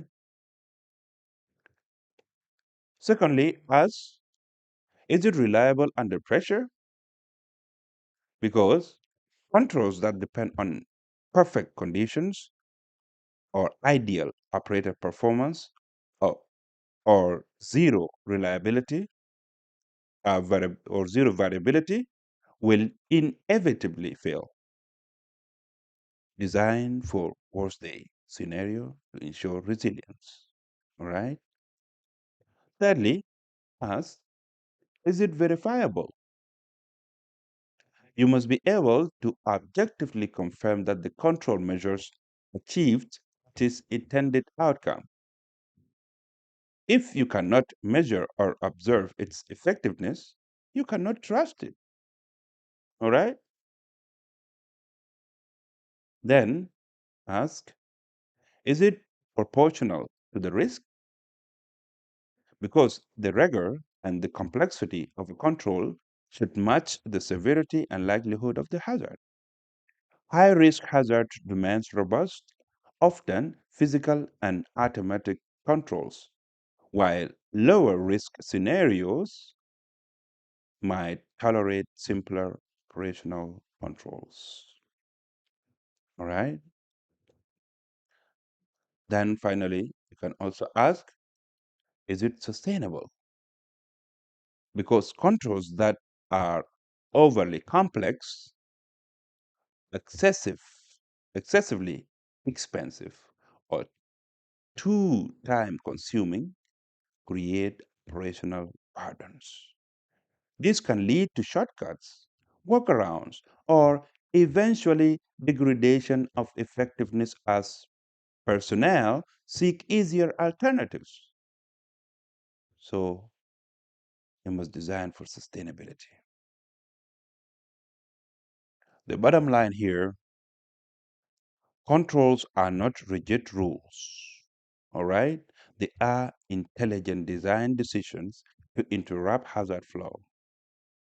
Design them with a deep understanding of control theory and system reliability. Validate their efficacy and verify their continuous operation to ensure food safety, even on the worst day.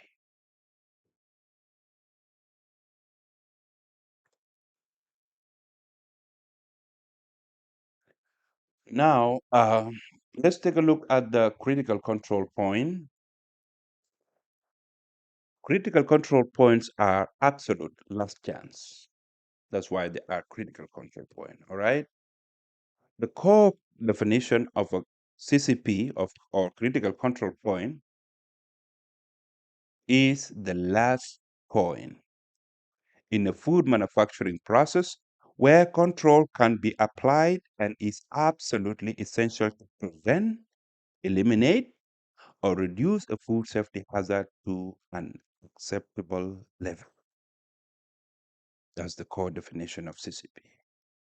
A critical control point is the last point in a food manufacturing process where control can be applied and is absolutely essential to prevent, eliminate, or reduce a food safety hazard to an acceptable limit. Crucially, if control fails at this point at CCP, the hazard will reach the consumer and no subsequent step can correct the failure. All right? If a CCP fail, no subsequent step can correct the failure and the hazard will reach the consumer. This understanding moves beyond jargons, highlighting why CCPs are truly critical and distinct from other control measures. CCP are last chance controls.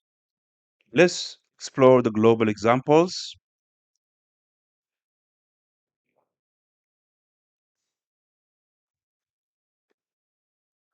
First example, let's look at the Philippines canal tuna thermal processing CCP.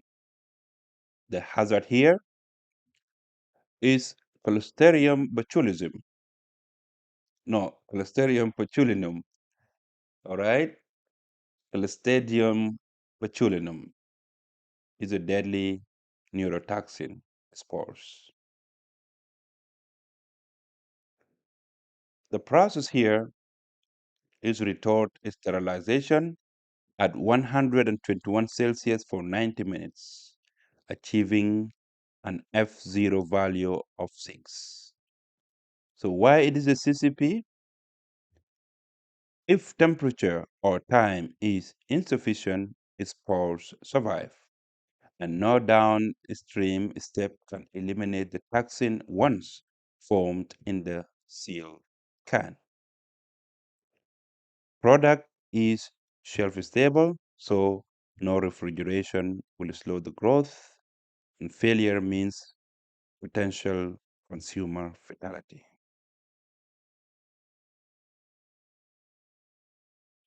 The critical limit here is temperature must be above or equivalent to 121 degrees Celsius, with the time that must be above or equal to 90 minutes, and pressure must be maintained. The monitoring is continuous temperature recording and pressure gauge and time verification. The consequences of failure here in 2019, a recall of 300,000 cans due to under process resulted in an estimated of 2 million USD cost.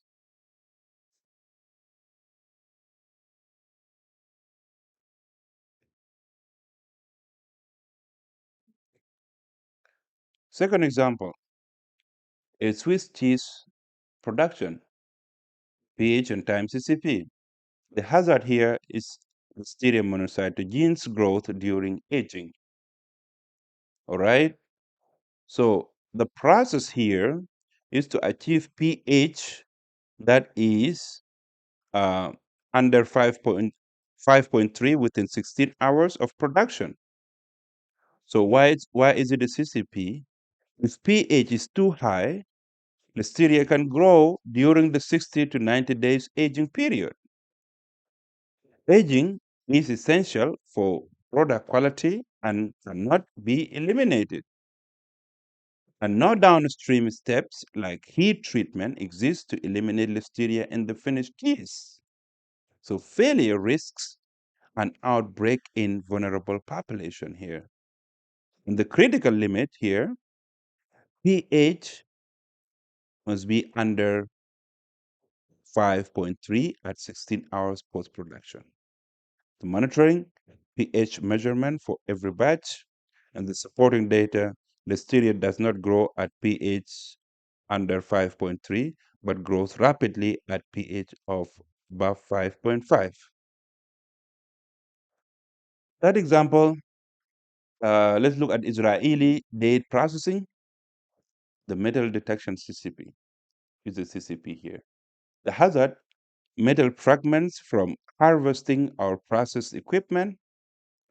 The process here, inline metal detector with a sensitivity of 1.5 mm ferrous and 2.0 mm for non-ferrous metals, okay?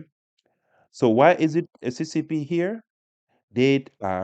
Because dates are minimally processed with no cooking step that might reveal the metal. And also product is consumed whole, the dates. Metal is not visible to the consumer. And no downstream step can remove metal once packed. And failure here can lead to stocking hazards, dental injuries, and litigation also. The critical limits here, detector sensitivity verified daily, and reject mechanism is functional. The monitoring here is test pieces run every hour and automatic reject verification.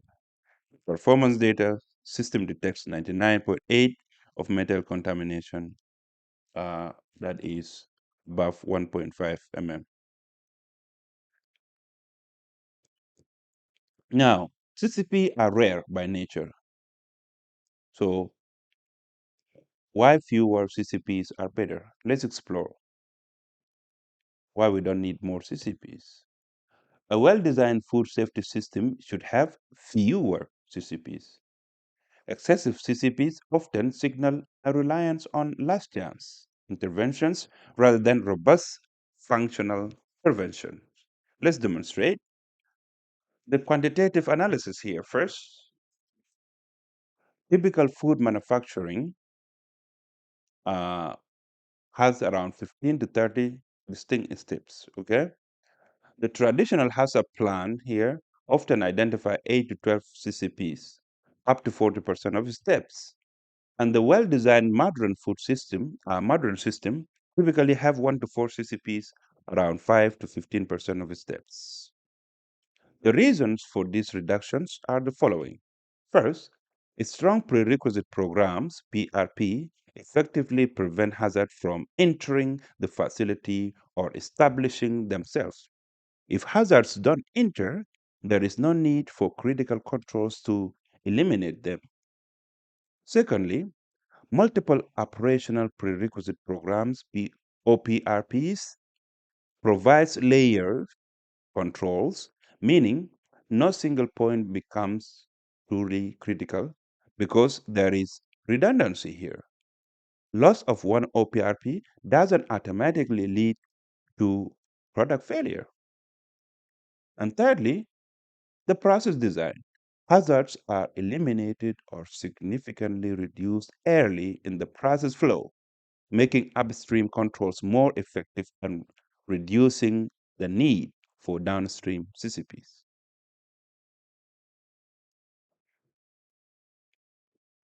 Let's demonstrate with example of comparison of two Ready-to-eat meat facilities.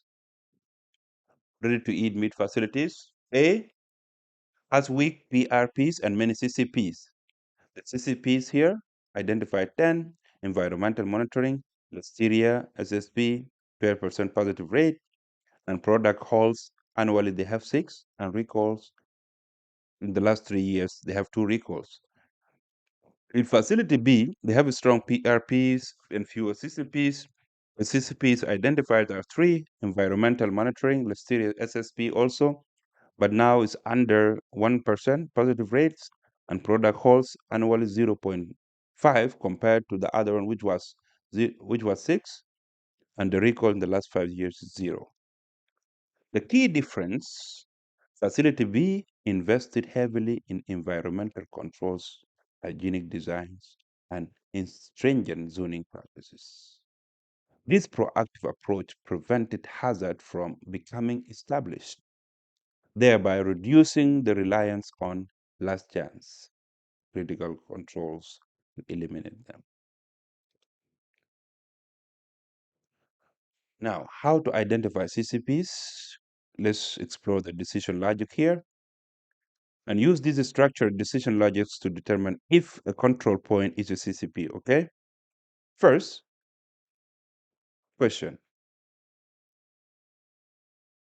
is there a significant hazard at this step? If no significant hazard exists or can be introduced at this step, it is not a CCP. For example, dust on outer packing during final box is not a significant hazard, but allergen cross contact on shared equipment is a significant hazard. All right. Secondly, does a control measure exist at this step to prevent, eliminate, or reduce the hazard? If no controls exist to address the significant hazard, it cannot be a CCP. You must either add a new control or eliminate the hazard source. For example, cooking steps exist to destroy pathogens. So yes, there is a control here to prevent, eliminate, or reduce the hazard. And no pasteurization steps exist for raw juice, right? So there is no control measure here. So you need to add one to eliminate, prevent, or reduce the hazard. Thirdly,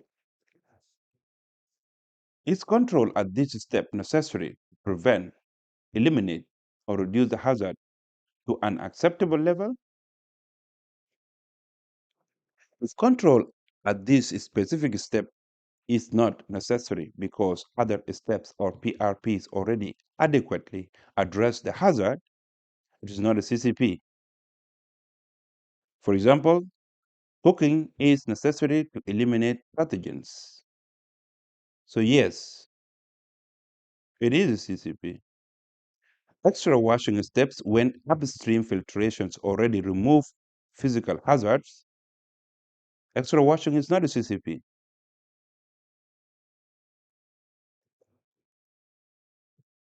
4. Could a later step eliminate or reduce the hazard to acceptable level? If yes, this step is not a CCP also. The later step is your critical control. If no, then this is a CCP. It is CCP is your absolute last chance to control the hazard before it reaches the consumer. All right? Now let's demonstrate an example of common CCP in diverse contexts. Thermal processing, cooking, pasteurization, and sterilization.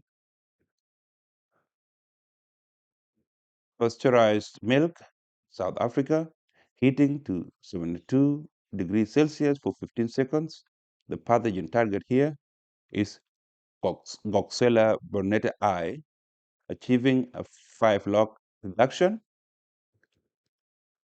The UHT juice, Brazil, the heating to 135 degrees Celsius for 4 seconds. The pathogen target here is spoilage microorganisms, and vegetative pathogens, achieving commercial sterility here. Sterility. Uh, we have sous vide meals, France, cooking to a core temperature of 70 degrees Celsius for 2 minutes. The pathogen target here is Listeria monocytogenes, achieving a 6 log reduction. So if these thermal processors fail, pathogens survive, and no downstream step can eliminate them in ready-to-eat products. All right. Now, let's look at acidification and water activities control. Let's look at pickled vegetable in Poland, achieving a pH of under 4.6 to prevent Clostridium botulinum growth. Clostridium botulinum growth here. Okay, let's look at again the pickled vegetable in Poland, achieving a pH under 4.6 to prevent Clostridium botulinum growth or botulinum growth. And the monitoring here is pH meter on each batch. The corrective actions here is to hold the product and re-acidify or discard. We have fermented sauce in Spain, the achieving pH for under 5.3 and water activity under 0.95. This combines limits inhibit the growth of pathogenic bacteria like E. coli, O157H7, and Salmonella. Kombucha in USA, fermentation to a pH under 4.2 to control pathogens. Continuous monitoring ensures safe conditions are met. For products preserved by pH or water activity, failure to reach critical limits means pathogens can grow during storage, and these cannot be corrected later once packed. The objects here, foreign object detection, okay, how to like the foreign objects detection in a specific context, like the metals, the woods, the bonds, okay, the frictions. First, X-ray inspection. UK bakery detects bond fragments, stone, glass, and dense plastics. It acts as a CCP when it is the final product for hazards that cannot be eliminated earlier and pose a significant physical risk. For example, in bread, where metal detectors are ineffective for non-ferrous contamination. And you have optical sorting, Italian tomato processing, remove discolored items, green tomatoes, and steams. This is typically an OPRP to ensure quality, but could become a CCP if specific foreign materials, for example, toxic weeds, pose a critical hazard, and this is the last point of removal. And then if we look at sieving, let's say Canadian flour mill removes oversized particles, insects, and foreign materials. Generally, this is a PRP, but can be a CCP if used as the final barrier to prevent critical physical contaminations from entering finished products that receives no further processing capable of detection or removal. So when metal detections from X-ray or highly sensitive sieving is the final opportunity to remove physical hazards before consumer exposure, it becomes a CCP.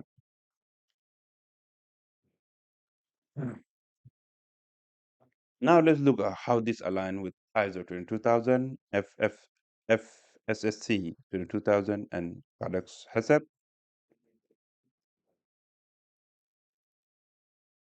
All major global food safety standards require rigorous approach to CCP identifications. Codex-HACCP Principles 2 emphasize the determination of CCPs using a systematic decision tree. Our definition and logic directly support this, ensuring a step is classified as a CCP only if controls is essential and its loss will its if the control is essential and its loss is will result in an unacceptable food safety hazards and reach the consumer. In ISO 22000 clause 8.5.4.2, which is categorization of control measures, this clause mandates organizations to categorize control measures, PRPs, OPRPs, and CCPs based on their effectiveness and the need for stringent management. Our last chance distinction classifies the differences. CCPs are for hazards that must be controlled at the point, while OPRPs are the important but allowed for later interventions or are part of a layered approach. FSSC 22000 version 6 built on ISO 22000, demanding clear justification for CCP selection and robust validation. Understanding CCPs as last chance points reinforces the need for their stringent validation and monitoring, as required by FSSC. CCPs require stringent management. Because CCPs are last chance controls, they demand they demand a level of management for more rigorous than other controls. For CCPs, critical limits must be scientifically validated, monitoring must be continuous or highly frequent, deviation requires immediate product hold and assessment, corrective actions must address both products and process failure, verification is mandatory, robust, and documented. For other controls points such as PRPs and OPRPs, operation limits guide normal operations. Monitoring can be periodic or less frequent. Deviation trigger investigation and potential adjustment. Corrective actions focus on preventing recurrence, and verification confirms overall effectiveness over time. The economic of the economics of CCP, investing in prevention, managing CCPs is resource intensive due to their critical nature. First, it includes intensive monitoring, implementing continuous monitoring systems, for example, real-time temperature logger, automated pH probes, can cost between $50 to $200 per day per CCP, not including maintenance or calibration. Secondly, the deviation management, a single deviation at the CCP triggers product holds, costly investigations, and potential product destruction or rework. This can result in significant financial losses also, and also the verification requirements, a regular calibration of instrument, validation studies, and internal audits and external certifications at substantial costs. The return on investment here, by investing in strong prerequisite programs, PRP, and effective operational prerequisite programs, OPRPs, upstream, facilities can proactively prevent hazards, thereby reducing the number of necessary CCPs. This strategic investment shifts resources from costly last chance interventions to more efficient preventive approach, significantly reducing overall food safety cost, and improving brand reputation. The bottom line here, CCPs are absolute last chance controls where failure means unsafe food reach the consumer. They should be fewer in numbers, but rigorously managed. A truly effective food safety system prevents most hazards through robust PRPs and OPRPs, reserving the uh, designation of CCP for truly unavoidable critical points.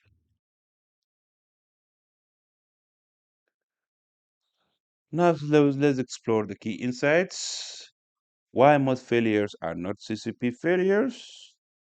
The common assumption: when food safety failure occurs, the, ins- the, ins- the instant the instinct is to look at CCP.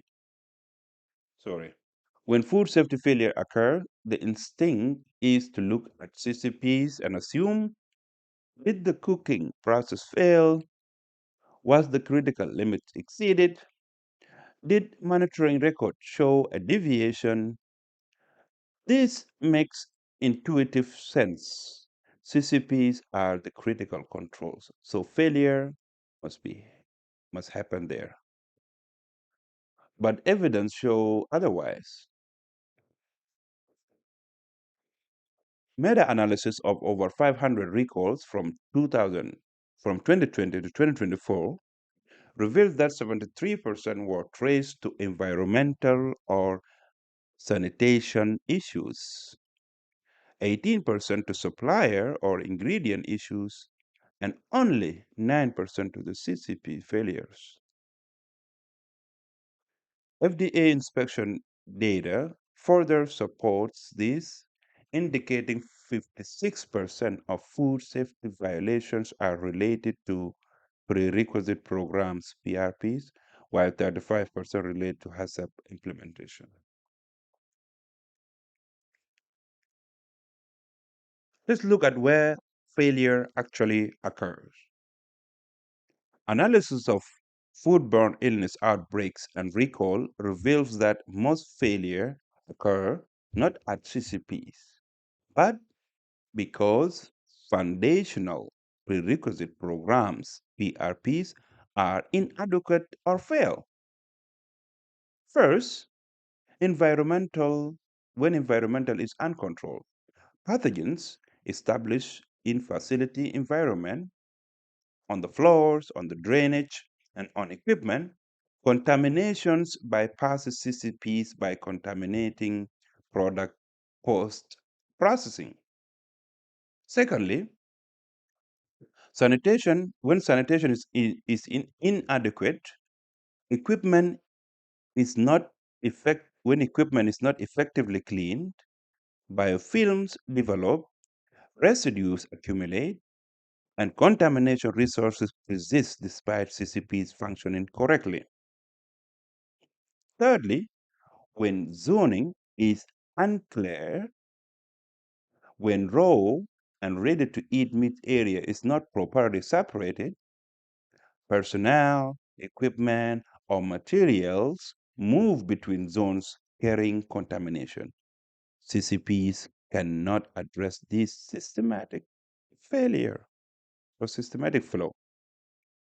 And fourth, when people move risk unintentionally, when traffic patterns and shared tool and inadequate hygienic practices create contamination pathways that bypass all formal controls, including CCPs. Okay? CCP fails most often, not HACCP fails most often, not at CCP, but because the world around them is uncontrolled. Let's look at the real world evidence of global case studies. First case study 2022 Hutuni frozen pizza with E. coli outbreak in France. Uh, Butuni, something like in French word. The first case study 2022 Butuni frozen pizza E. coli outbreak in France. The impact there: 56 confirmed cases and 52 probable cases of uh, hemolytic ur- sorry, hemolytic hemolytic hemolytic uremic syndrome, hemolytic uremic syndrome, or HUS, with two deaths and predominantly children. Let's start again, okay? In the first case study here, 2022, Butuni frozen pizza with E. coli outbreak in France.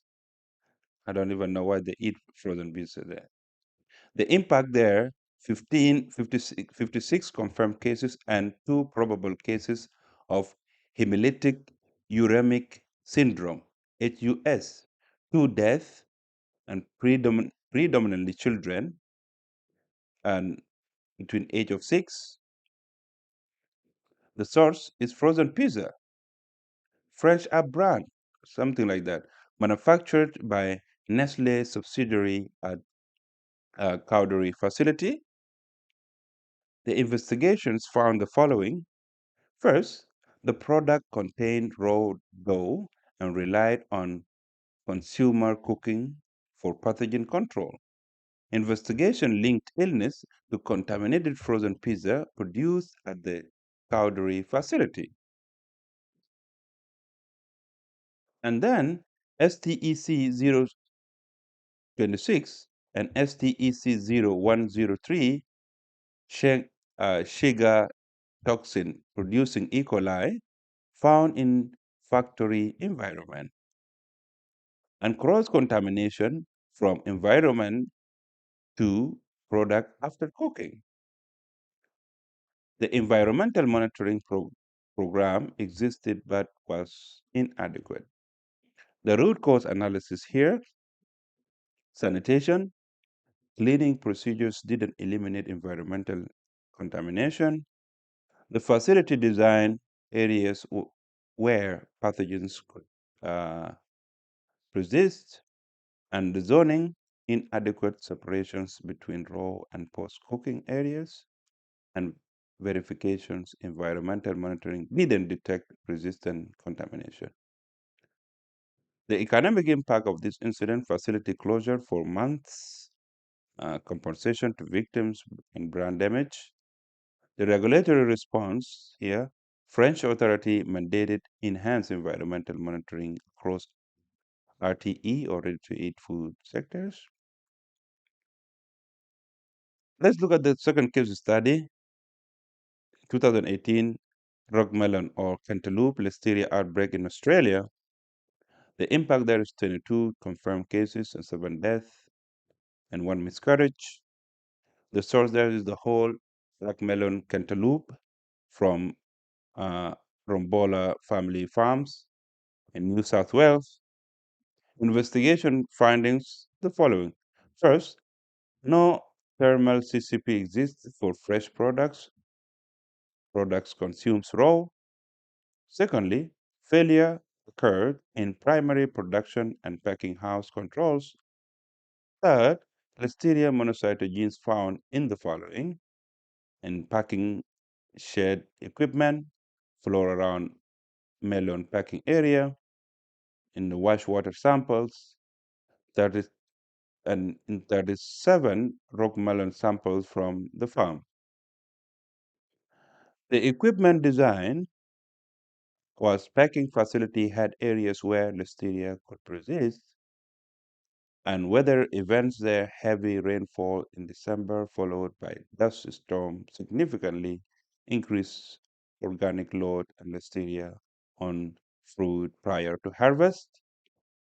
The netted skin of rock melons made the netted skin of rock melons made through cleaning and sanitation difficult, thorough cleaning and sanitation difficult. The root cause analysis here, proper PRP war on par with or better than most other rock melon grown in Australia. Sanitizing step 35 seconds at 100 ppm chlorine may not have been sufficient under the elevated contamination conditions. The equipment, wash water not recirculated, sanitizer constantly monitored, but exposure time inadequate.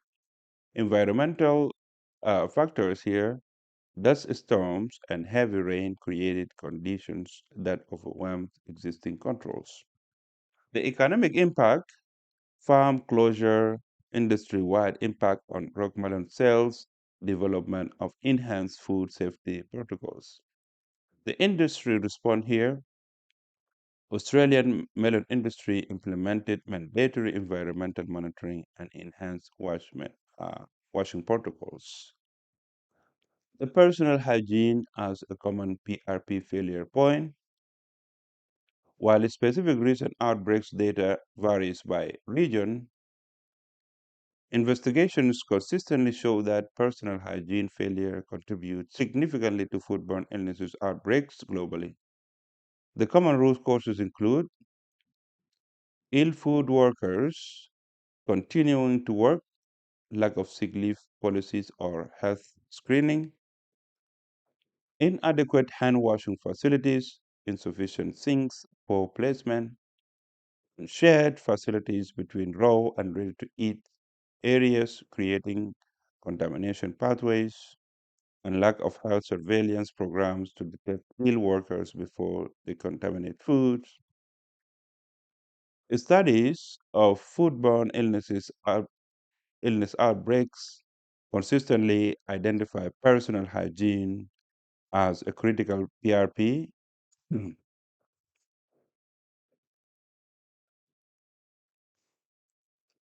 PRP that, when inadequate, allow pathogens, particularly uh, nerve, neuroviruses, neuroviruses, neuroviruses and hepatitis A and salmonella to contaminate food even when CCPs function correctly. Quantifying, now let's look at quantifying the CCP versus the PRP versus CCP uh, failure gaps across multiple jurisdictions. Recall analysis consistently show that failure in prerequisites programs such as sanitations, environmental, and supplier are more common than failure of validated CCPs. PRP failure often go undetected longer, affecting more products and results in more extensive recalls. All right, just give me a second. Now let's look at why these patterns persist. Organizations often focus disproportionate attention on CCPs due to several factors, include availability heuristic. CCP deviations are visible, alarms, including alarms, records, immediate product calls, while PRP degradation is gradual and less obvious until an outbreak occurs. Secondly, because regulatory focus, audits frequently spend up to 60% of time scrutinizing HACCP documentation and records compared to 40% on actual facility conditions and PRP effectiveness. Thirdly, the budget allocation. Companies often spend significant more, sometimes three times, on CCP monitoring equipment and validation studies than on comprehensive environmental monitoring programs or hygienic design upgrades.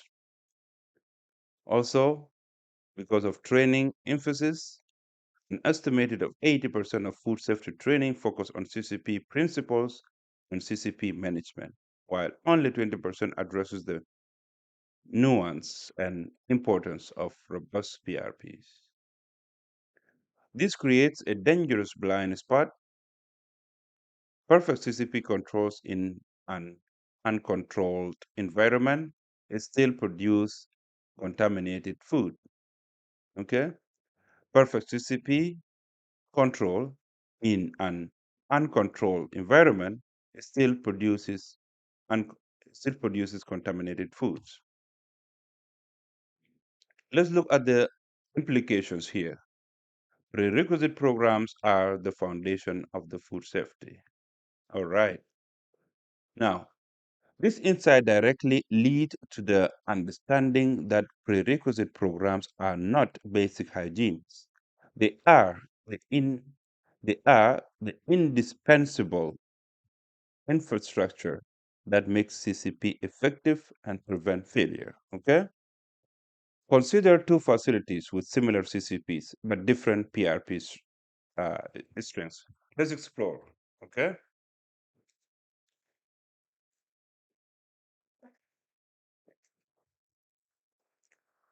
Facility A has weak PRP but a strong CCP.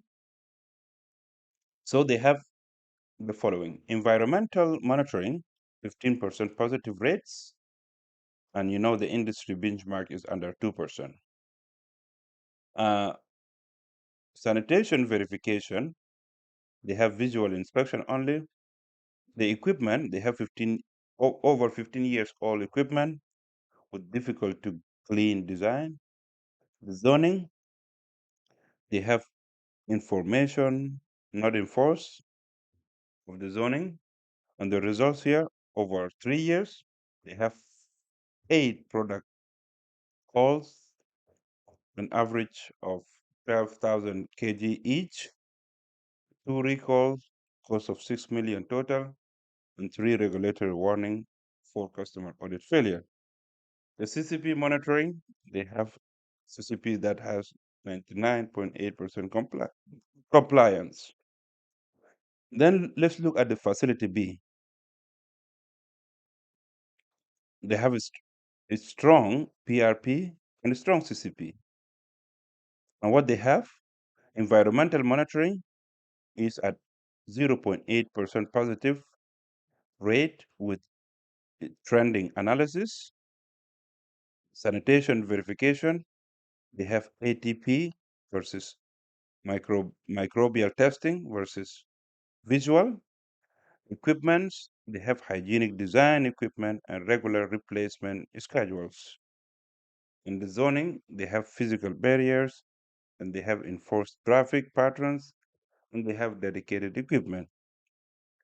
Results over 3 years, they have 0 product holds, 0 recall, 0 regulatory warning, and customer audit score over 95%. CCP monitoring is 99.9 compliance. The key insight here, both facilities have excellent CCP controls. The difference in outcomes is entirely due to the ERP effectiveness. Facility B produces safe food. Facility A produces recalls and outbreaks. Let's look how this align with ISO 22000, 2018, and FSSC 22000 version 6. Both ISO 22000 and FSSC 22000 recognize that CCP alone cannot ensure food safety. Prerequisite programs are defined as basic conditions and activity necessary within the organization and across the food chain to maintain food safety. They are general practices that prevent contamination or hazard from entering in the first place, laying the solid foundation for more specific controls.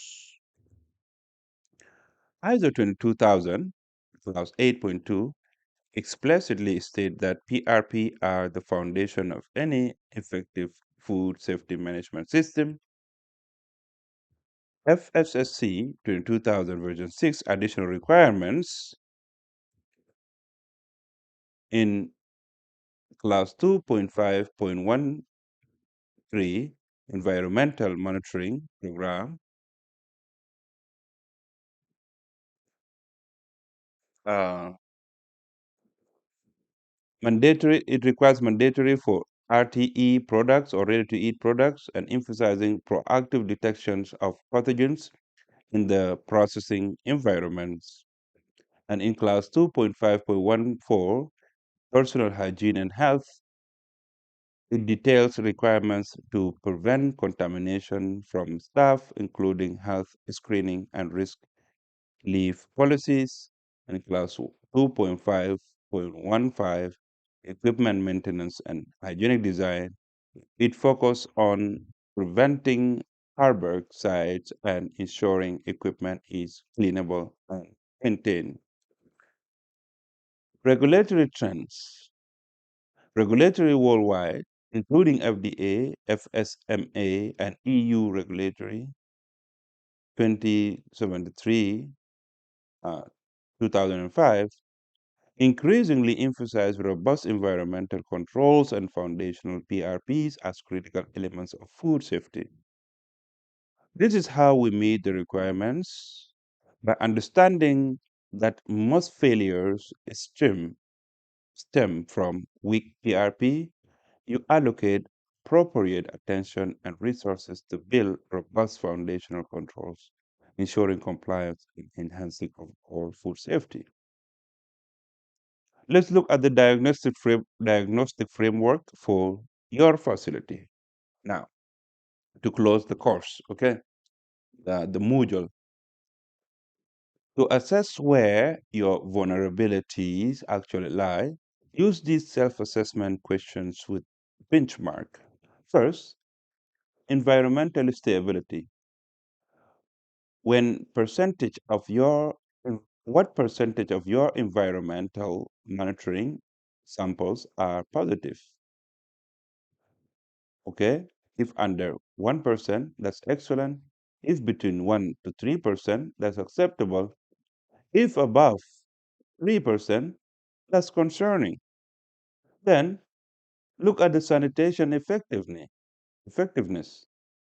Do you verify cleaning work with objective testing, for example, ATP, allergen swab, and microbial testing, or just verify it happen uh, like with checklist? How do you verify that? Then the zoning integrity. Look at that. Do you have physical barriers and dedicated equipment between raw and RTE areas, or is it procedural only? Fourth, look at the equipment design. Is your equipment uh, over 10 years old with hygienic design? I mean, like under 10 years old with hygienic design? Or is it over 15 years old and difficult to clean with harbor sites? Then look at personal health program. Do you have health screening and paid sick leave policies or an honor system for ill workers? If you answer concerning or inadequate to these questions, the primary risk lies in PRP, not CCP. That's where your primary risk lies, okay?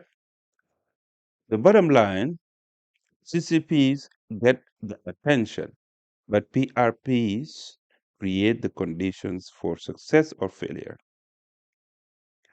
Most outbreaks and recalls trace back to weak prerequisite programs, not CCP's failure. Fix the foundation before obsessing over the pinnacle. Thank you and see you in Module 6.